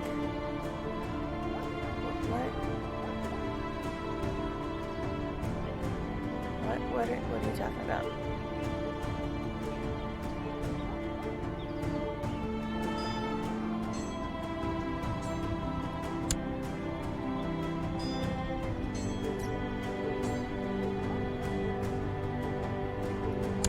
I want to get to the fun part of the game, but this part is so frustrating. It's making me not even want to play it at all. Because it's so damn frustrating. I just want a group of 4,000.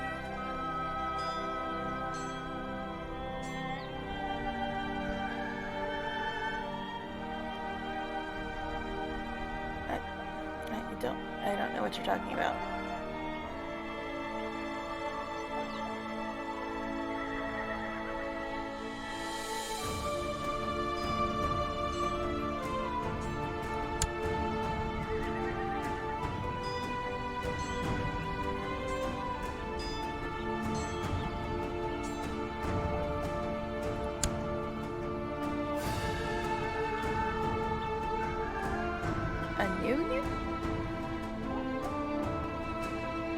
New units?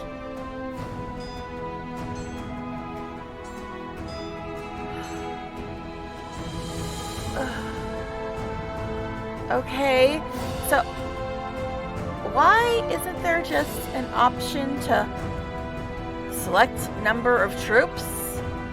Because I would have never thought that new units would do that. I would think it just would make a new unit or something. What?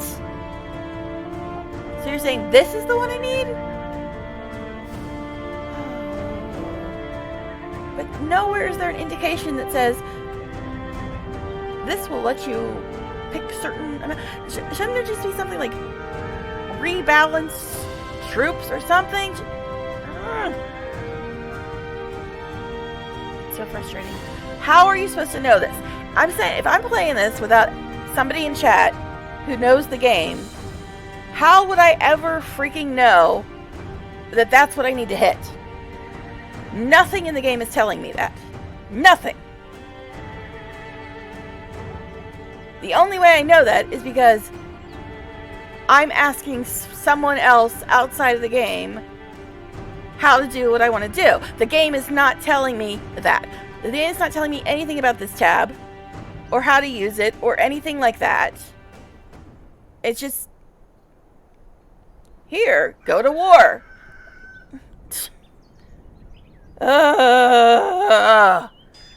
But how would any guide know how to play this game unless it's a guide one of the developers made? You know?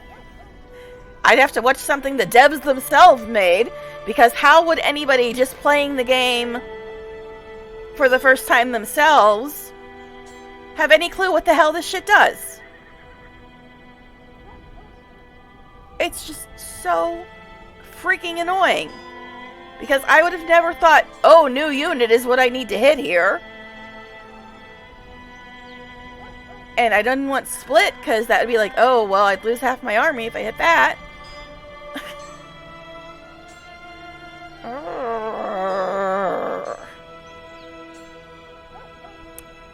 I guess we're hitting new units.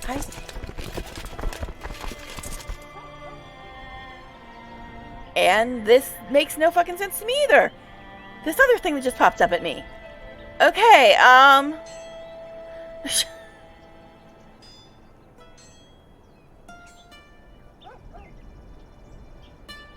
What? What is this? This doesn't make any sense to me either.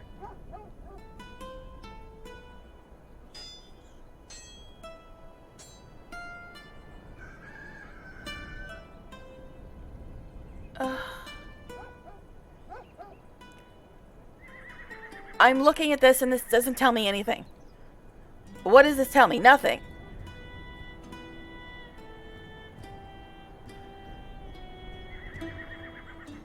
What do I do with this?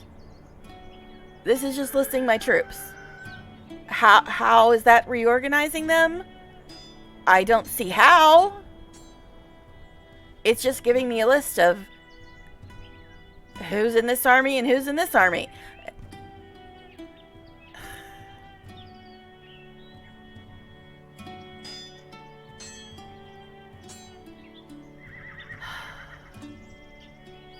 Well, this army would fit on the boats, I guess, because it's under 4,000.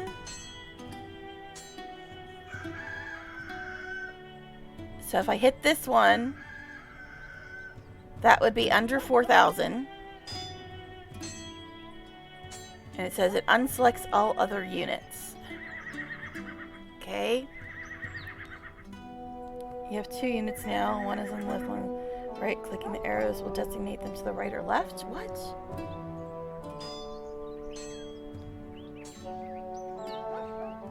These arrows? Those arrows don't even have anything. Don't say anything on them even.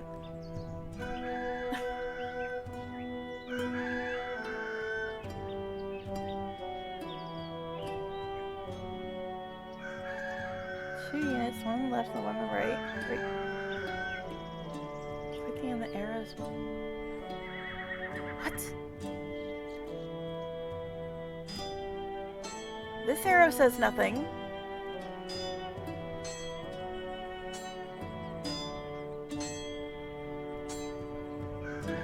Which one's the new unit I'm creating, though? Okay. And plus this...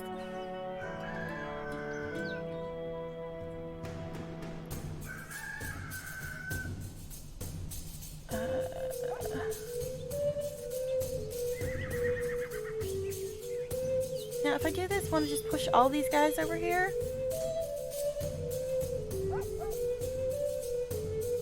Oh my god. I'm literally ready to give up.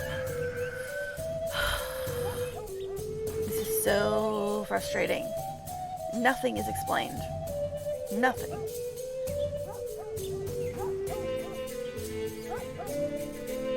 Now if I hit this, isn't it just going to shove everybody over here and then I'll still have too many people?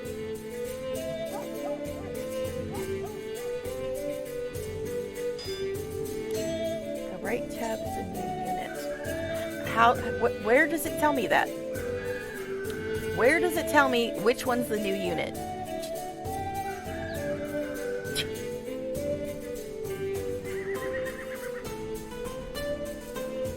You mean this box? So my new unit is the shitty little 1,000 people unit? That's what I'm saying, though. That's what I'm saying. How would you ever figure this shit out if you didn't have somebody in chat telling you? That's the part that's pissing me off.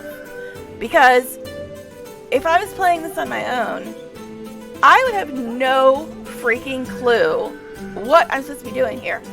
None. And when you say right tab, do you mean right box? So does that mean that my new unit is this little shitty 1,000 person army? Because I thought this was just showing the two armies that were together in this group.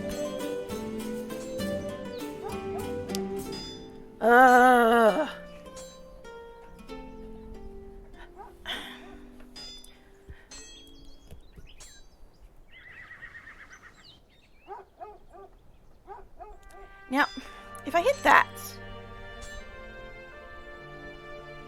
it would get rid of all these guys, and then I'd have ships that could transport these guys, right? But you're saying about hitting arrows and moving them around and stuff.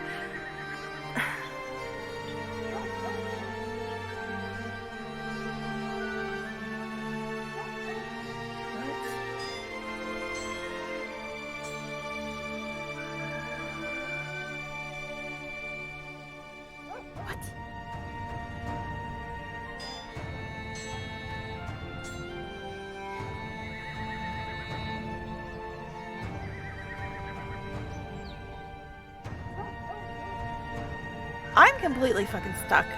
I'm completely stuck. I don't even know what I'm supposed to be hitting here.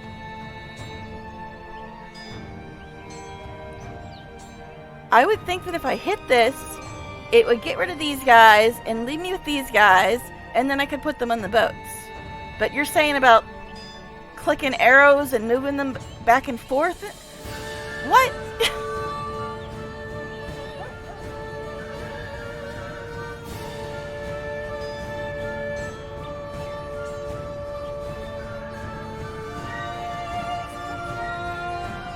I'm just completely stuck. I have no clue what the hell I'm supposed to be hitting here.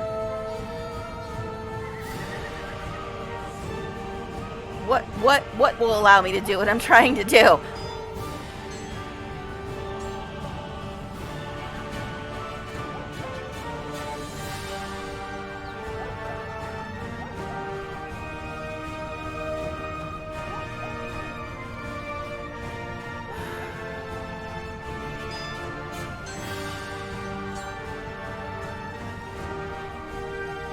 I have no idea. I've been staring at the screen for 20 fucking minutes.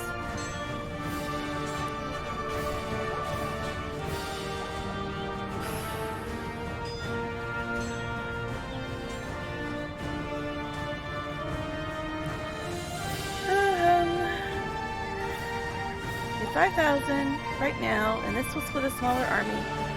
So you have 4,000 or so to merge into your boats. What will split them? Because I thought if I hit this, that would get rid of these guys and leave me with about 4,000. But you're saying I gotta do something with these arrows. And that this is the unit that is gonna be my new unit. And this is just nobody. So I have to move.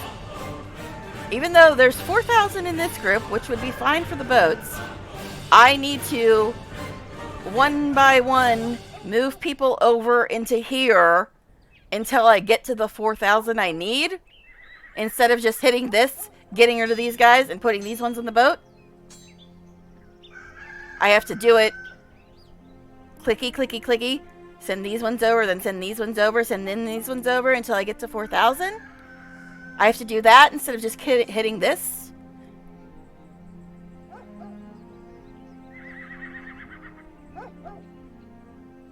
Because what I'm saying is I thought that if I hit this, it would get rid of these guys and leave me with 4,000. But you're saying that isn't what I need to do? What I need to do is sit there and micromanage, put a couple guys from here over, put a couple guys from here over, put a couple guys from here over, put a couple guys from here over until I get to 4,000? That's what I need to do instead?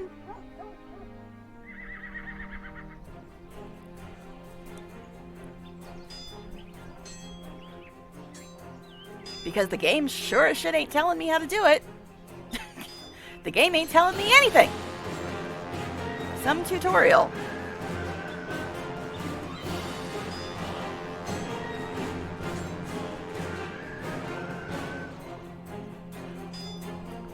So that's what I need to figure out.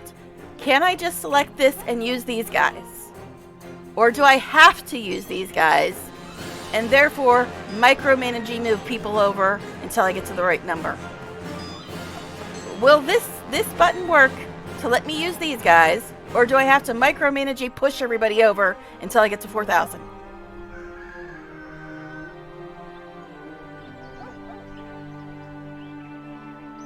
Okay, so if I click this, it would get rid of these guys. Or I could move a couple more over to get to the 4,000 that I can carry.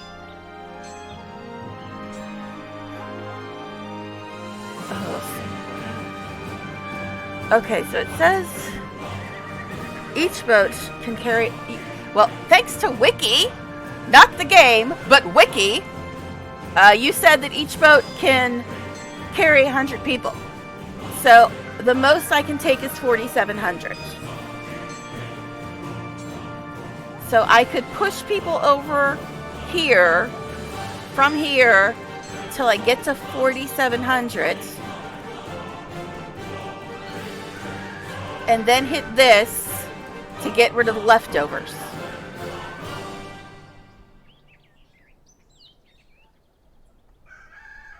That is... This one says select unit.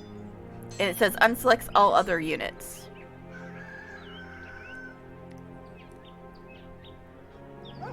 So if I hit this, it will shove everybody over there, or just a certain number?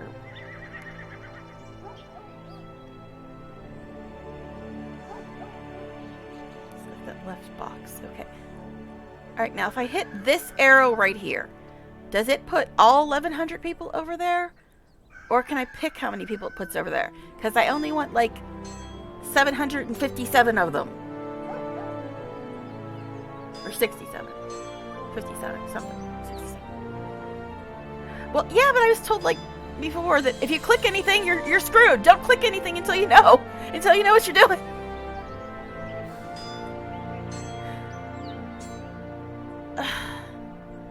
Is this going to move everybody or just some of them? If I click this arrow.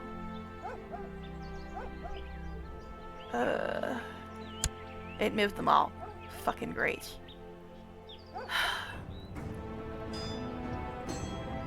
Alright.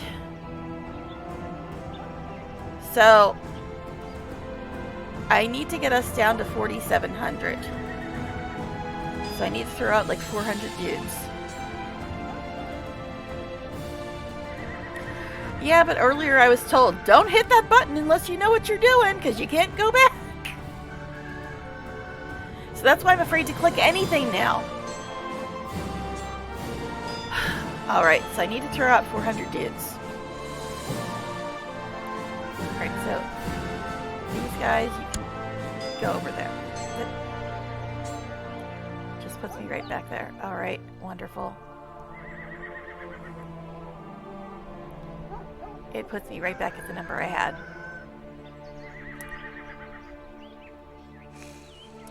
Okay, so I can't split them up. Just take some of them. It's all or nothing.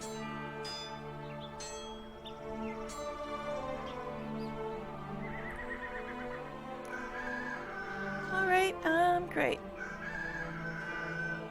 Is there anybody that has 400? Interesting that these guys have exactly 313 each. That's why I was confused, because I moved those ones over. And it was the exact same numbers before, but that's because these two guys have the exact same number of troops. Alright, so let's see.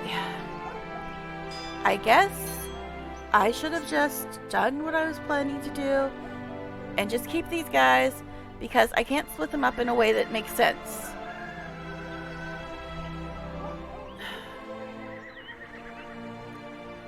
Actually, if we put these guys here and get rid of these guys, it's a few more troops. The 4 guys are going to be on the one boat by themselves. Alright. So if I just select this, then that'll leave me with these 4,000 and these guys will go home, right? That's what'll happen. If I hit select unit, unselects all other units, it'll let me keep the 4,000 guys and send these guys home. Oh my god. But do you see how this is really fucking frustrating? For somebody who has never played this game before? It's just really, really frustrating. Okay, I guess we'll hit that. Okay, so this is our new army. And now I gotta figure out how the hell to get them on the boats. Okay. Yay, next! It only took 30 hours to do that part. Okay.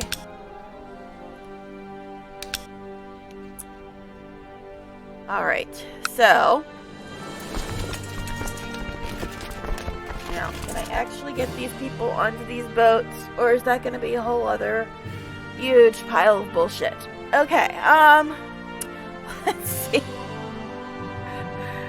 The game sure as fuck ain't the best at explaining, that's for sure. Alright, anyway,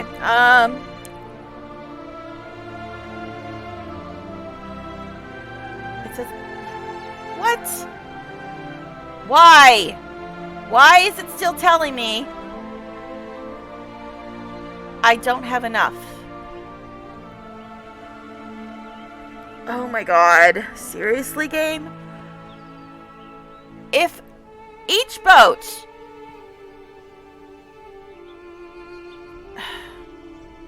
If each boat can carry 100, I should be able to carry 4,700. So is it not counting these guys as a group now?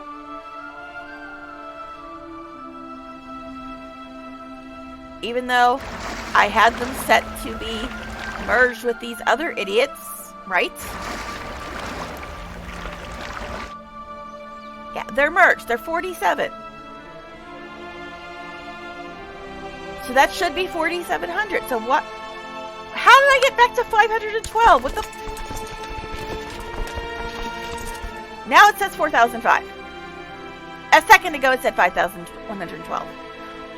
What?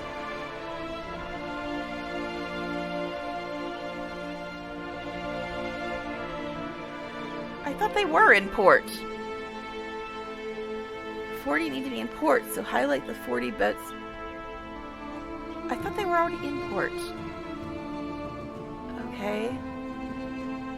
To be in port.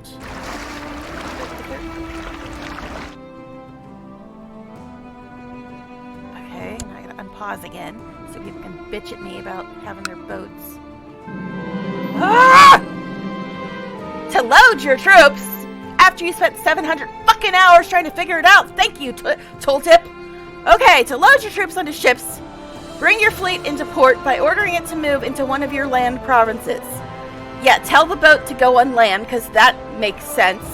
You can then move your armies to the same province. Merge them by... I had it unpaused, waiting for a tip to pop up. And the only thing I got was, you've had my armies too long, you suck. So I paused it to try to figure out how to do this. I unpaused it. 2 seconds later, after all that bullshit, it says, oh, by the way, the stuff you've been trying to figure out for the last 3 hours, here's a hint. What? Ah! Ah! This game, it better be fucking fun as hell once I finally get to the fucking game and pass all this bullshit. Okay, anyway. To load your troops onto ships, bring your fleet into port by having your boat crash into shore, because that makes sense. Why leave them in the water?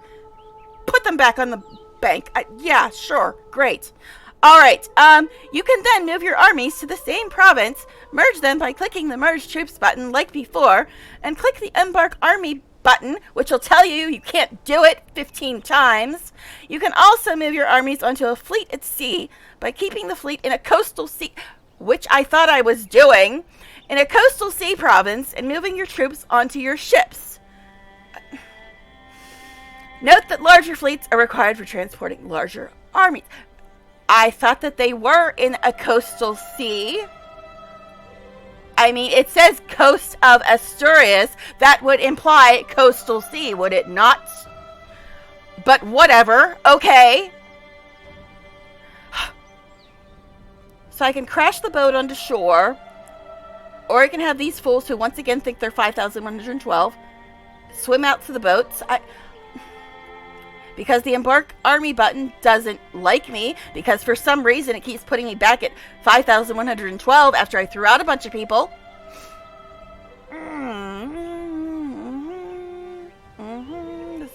This is super fun so far.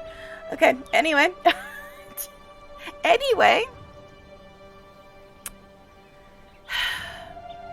Bring your fleet into port. Move your armies to the same province. Why is this saying 5,112 again? Could somebody explain that to me? Didn't I just throw out a bunch of these fools? When I click on them, it says 4,005.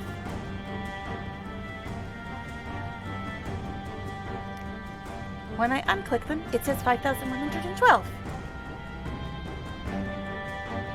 Everybody with us so far? 4,005. 5,112. I can't imagine how this could possibly be confusing. Alright, so this guy I told to go here, did I not? But it's on pause now. I can't unpause it. Well, this is up here.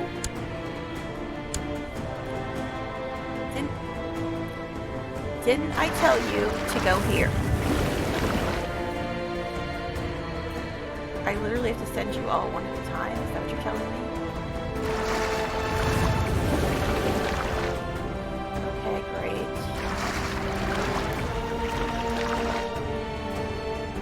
This is so ridiculous about school.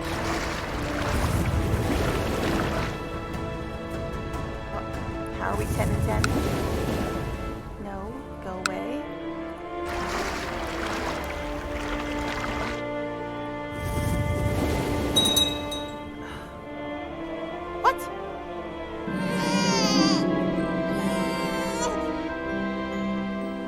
Beatrice Queen is now known as the Repulsive.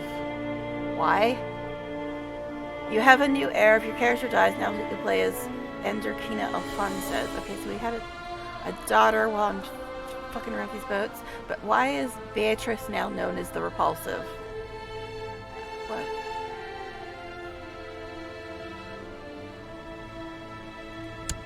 The daughter is born to King Alfonso VI of Leon. Queen Beatrice the Repulsive, named, and why? God,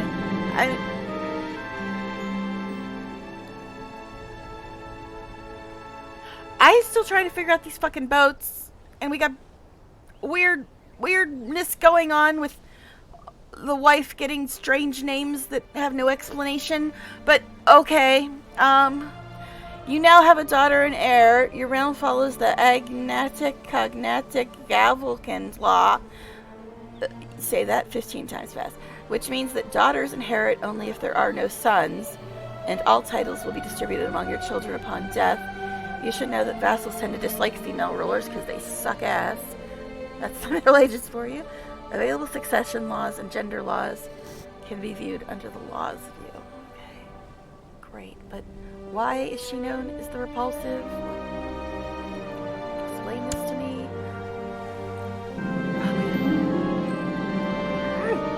I can't even get the damn boats moved. I pause it to try to figure stuff out, and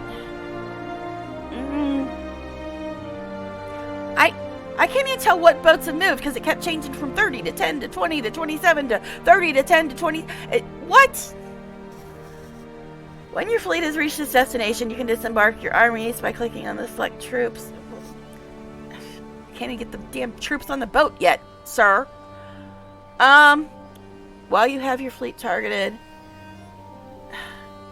you can disembark your armies by clicking on the select troops button.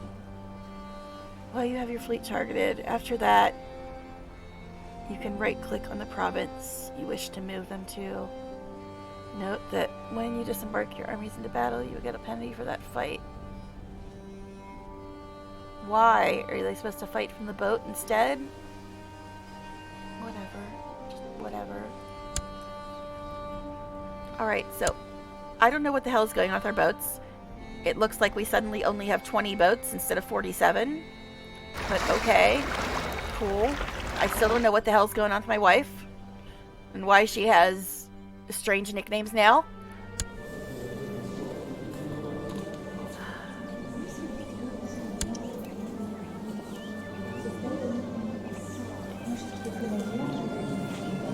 It's just because of her hair lip? I mean, she's had that the whole time. Why is she now just getting weird-ass nicknames?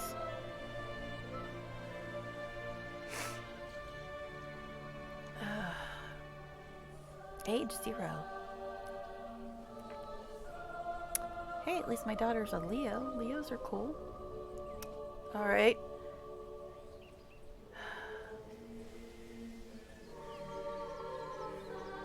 Why does she have that nickname? Where did that come from? Is it just random shit? Alright. See, now it says 30, but a second, literally a second ago it said 10. And now it says 37. Just what?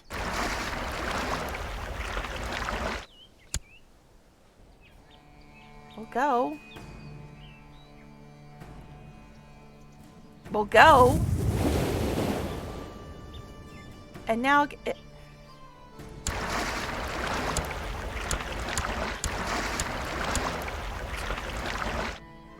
these numbers keep changing. It's like when it's selected, it is a completely different number than when it's not selected.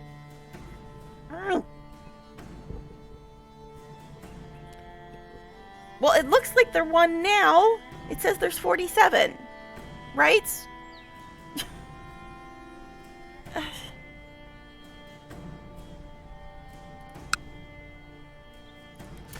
Now, this changes to 4005 when I click on it.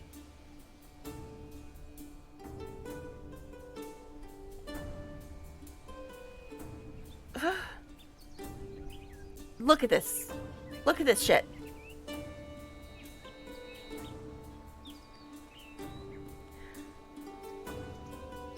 But look at this shit.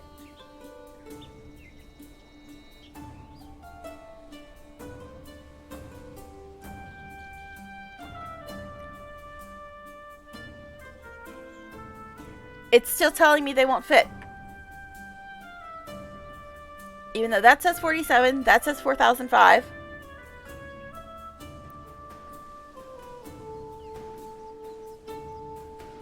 I don't get it.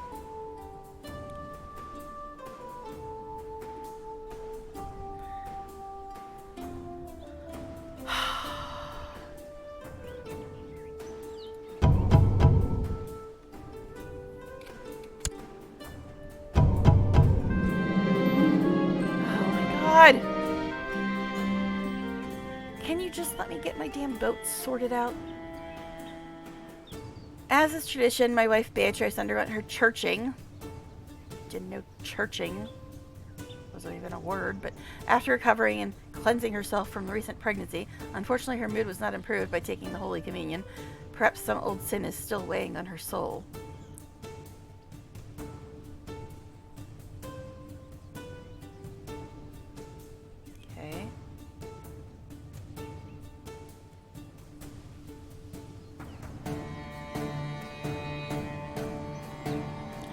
This one, I'm sure I can calm her down.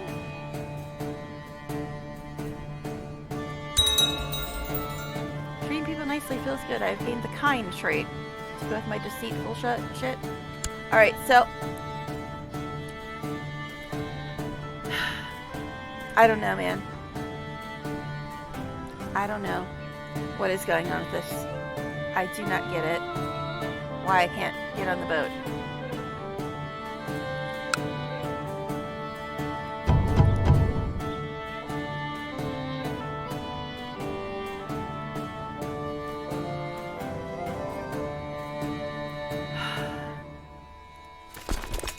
All right then.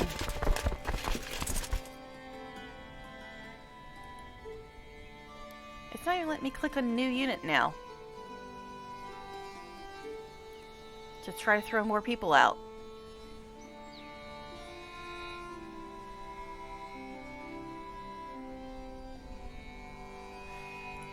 Aren't they already merged? I thought they were already merged. Guess we'll try. Load capacity 4,700. So it looked like they were already merged, but I guess I had to merge them again. Because that makes sense. Okay. That's so ridiculous. It put them all together, which would insinuate that they were together. You know, because they were together, but I guess they weren't together. They needed to be more together. Together-er. What? Just what? Okay, anyway. Seriously, though, didn't it look like they were together? So I guess if it has the little tabs underneath it, it means they're not merged?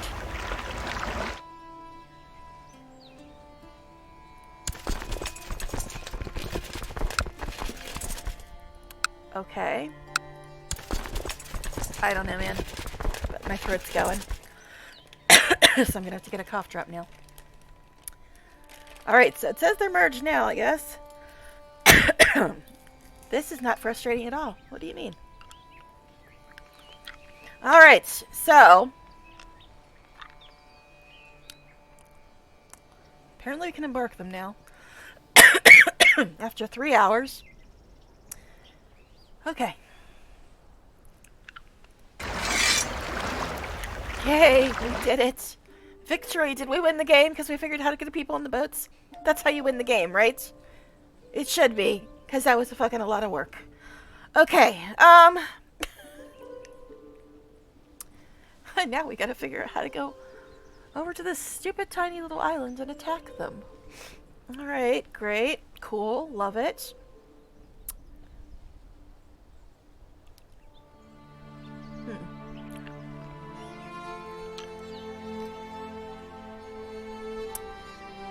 So, I guess I should probably disband these guys, right? Send them home?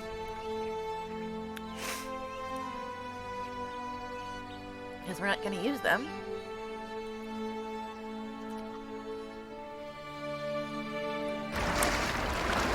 $4,004 troops, 47 boats.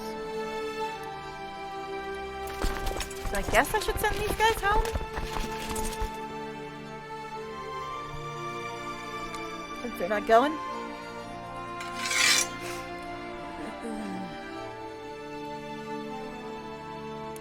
Okay. Alright. Now, something popped up about how to attack, but I had to close it in order to unpause.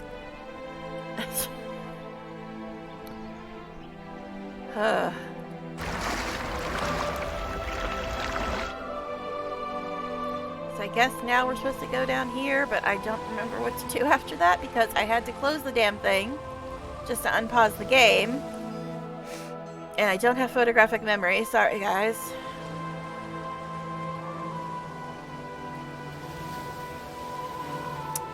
So I guess we have to go down here.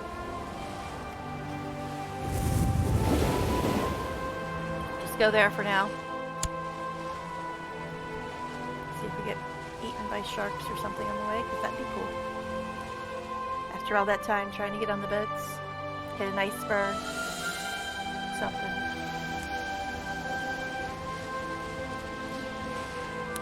Now highlight your fleet and move them to the land you want to attack. If I must. I gotta get them there first. I'm just moving them closer so I can actually see where I'm going. We're 9 zillion miles away from the place we're apparently attacking. After we made up excuses for why should own it.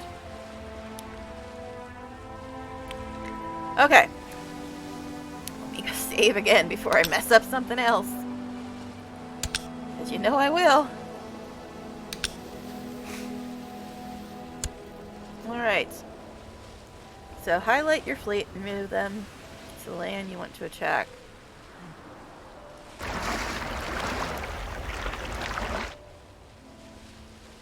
It's this place, right? So there's an X when I try to click the land.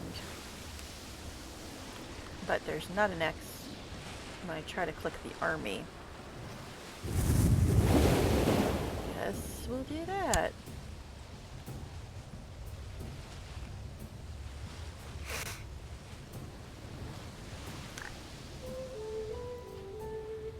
Okay.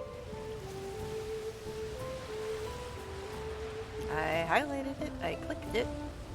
Now what?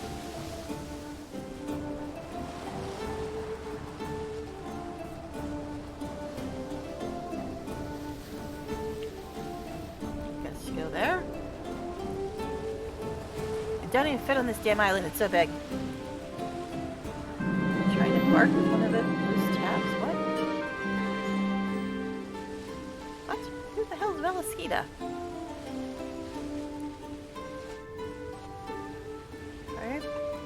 She's married to one of our counselors, I think, or something. Let's not worry about her right now. I got some bigger problems at the moment. Alright, so I don't know what to do at this point. Are we attacking? Is that what we're doing? They appear to be attacking, or pretending to. I don't know. They're very adamantly waving their swords at each other. Yeah, I guess. I think we're winning. When your armies stop in enemy lands, they will start to besiege any enemy holdings. In order to fully occupy a province, you will need to take every holding in that province. Great. Winning a siege takes time, and the attacking forces need to be larger than the defending garrison. The more the attackers outnumber the defenders, the faster the siege will be. The fort level of the settlement will also affect the time it will take to siege. To view the siege progress, select your army, or click on the province under siege. It figures that when I'm in the middle of trying to figure out how to even get this stupid combat system to work, that's when random shit pops up like, hey, some chick likes you. Like, I'm a little busy right now, lady. Can't even deal with all of that. And I'm way more interested in that part than any of this battle bullshit. I could care less about the battling stuff. I don't care about it at all. That's true about me in any game. I don't care about combat at all. I just care about the story. So I'm way more interested in that side of things, but the only time any of that stuff has been popping up is when I'm in the middle of trying to deal with all this shit. So. Alright, so I don't even know what they're telling me to do now. Alright, to view the siege progress. Okay, great, cool. Why? Alright. To try and embark with one life persist. So when your army stop in enemy lands, start to besiege enemy holdings. In order to fully occupy a province, you need to take every holding. Okay. Yeah. Winning a siege takes time. Larger, more attackers, fort level. View the siege progress, select your army, or click on the province under siege. Could we not? Oh, I guess we won. I mean, obviously we outnumbered them by like what? It was 4,000 to 900? Yeah, 4,000 to 900. Okay, so we won. Oh my god, now I gotta figure out how to get back home. But if they got off the boats, we'll never be able to get back home. Because it'll be another 7 hours before they can get back on the fucking boat. Okay, anyway, anyway. Alright, so we won. Yay us. Go us. We're cool like that. So we lost 17, 24, 28 people. And they lost 543. No, that's their survivors. Okay, so yeah, I guess just look at the bottom. I was trying to do math. So, we lost 26. They lost 398. Okay. I'd say we won, right?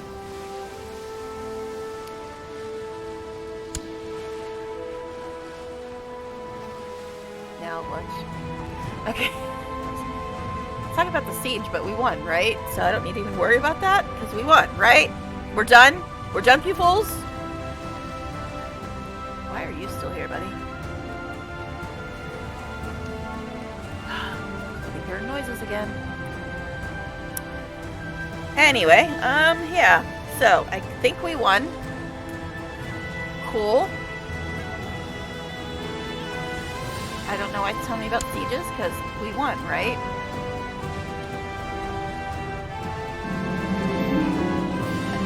Didn't we win? I'm starting the siege? Oh, wonderful. Because it said victory. I assumed that meant that it was done. Alright, if you want to win a siege quickly, you can choose to assault the siege holding. There is no guarantee of success, however, and even a successful assault may come at a high cost to the attacking army. Castles tend to have stronger fortification levels than cities and church holdings. Note that if your army runs out of morale and has no neighboring province to retreat to, it will be destroyed. Yay. Choose to assault this besieged holding. No guarantee of success. Assault may come at high cost. Okay. I guess I have to hit got it, even though I'm just like, okay. I thought I already won, but apparently not. Alright, I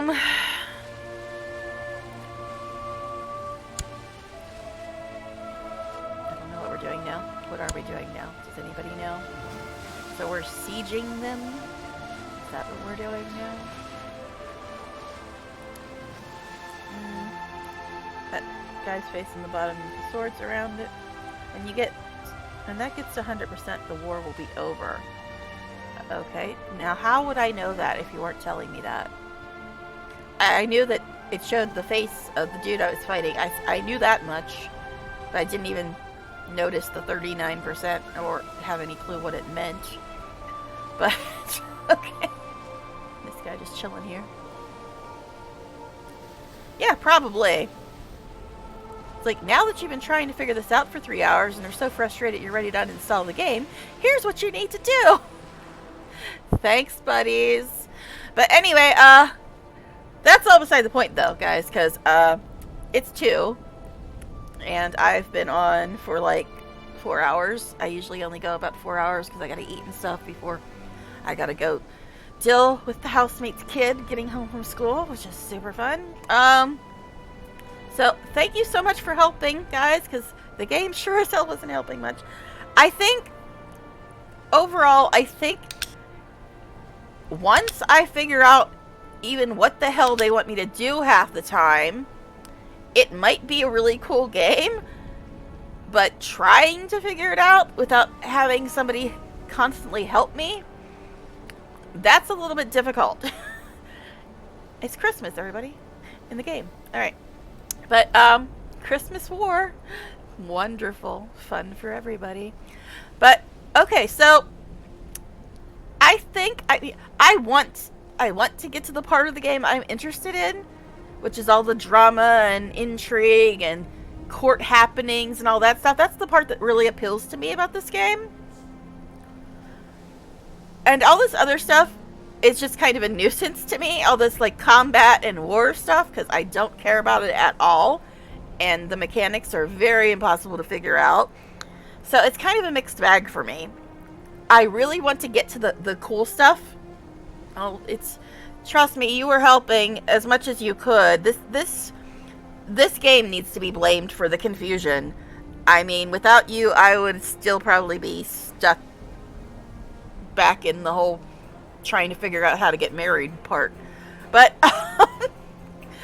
but yeah, it's kind of a double-edged sword for me. Because I really, really, really am interested in the whole court happenings and drama and intrigue and the story. I really want to get to that. I want to know what that is like. But I'm getting all this stupid combat shit and really, really badly explained mechanics. They're just getting in the way of me getting to the part that I want to get to. If you know what I mean, if that makes any sense to you. It's like, I really want to get to that part, and I want to see how that part is. But all this part is so frustrating, it's making it impossible to get to the part that made me want to play this game in the first place, if that makes sense. But anyway, as I said, my time is up for the day. But again, thank you very much, Butzi and Fizzabomb, I think, was the one that was helping earlier. But thank you guys, because this is so confusing, so overwhelming. And I just want to get to the other part of the game. But it seems like I got to get through this shit first. And it's difficult. But, I might try to toy with this a little bit. Maybe. Over the weekend. Because I usually don't stream Friday, Saturday, or Sunday. But if I don't have anybody helping me, I don't know how it's gonna go. But, I'll hopefully be streaming again on Monday. Yeah. Yeah, I do want to get to the cool part that I've heard about in this game. It's just the combat and war mechanics are really problematic. But anyway, so yeah, I will hopefully be streaming on Monday. I don't know what I'll be streaming. I should probably get back to Wrath, but I'm at a quest I really don't want to do.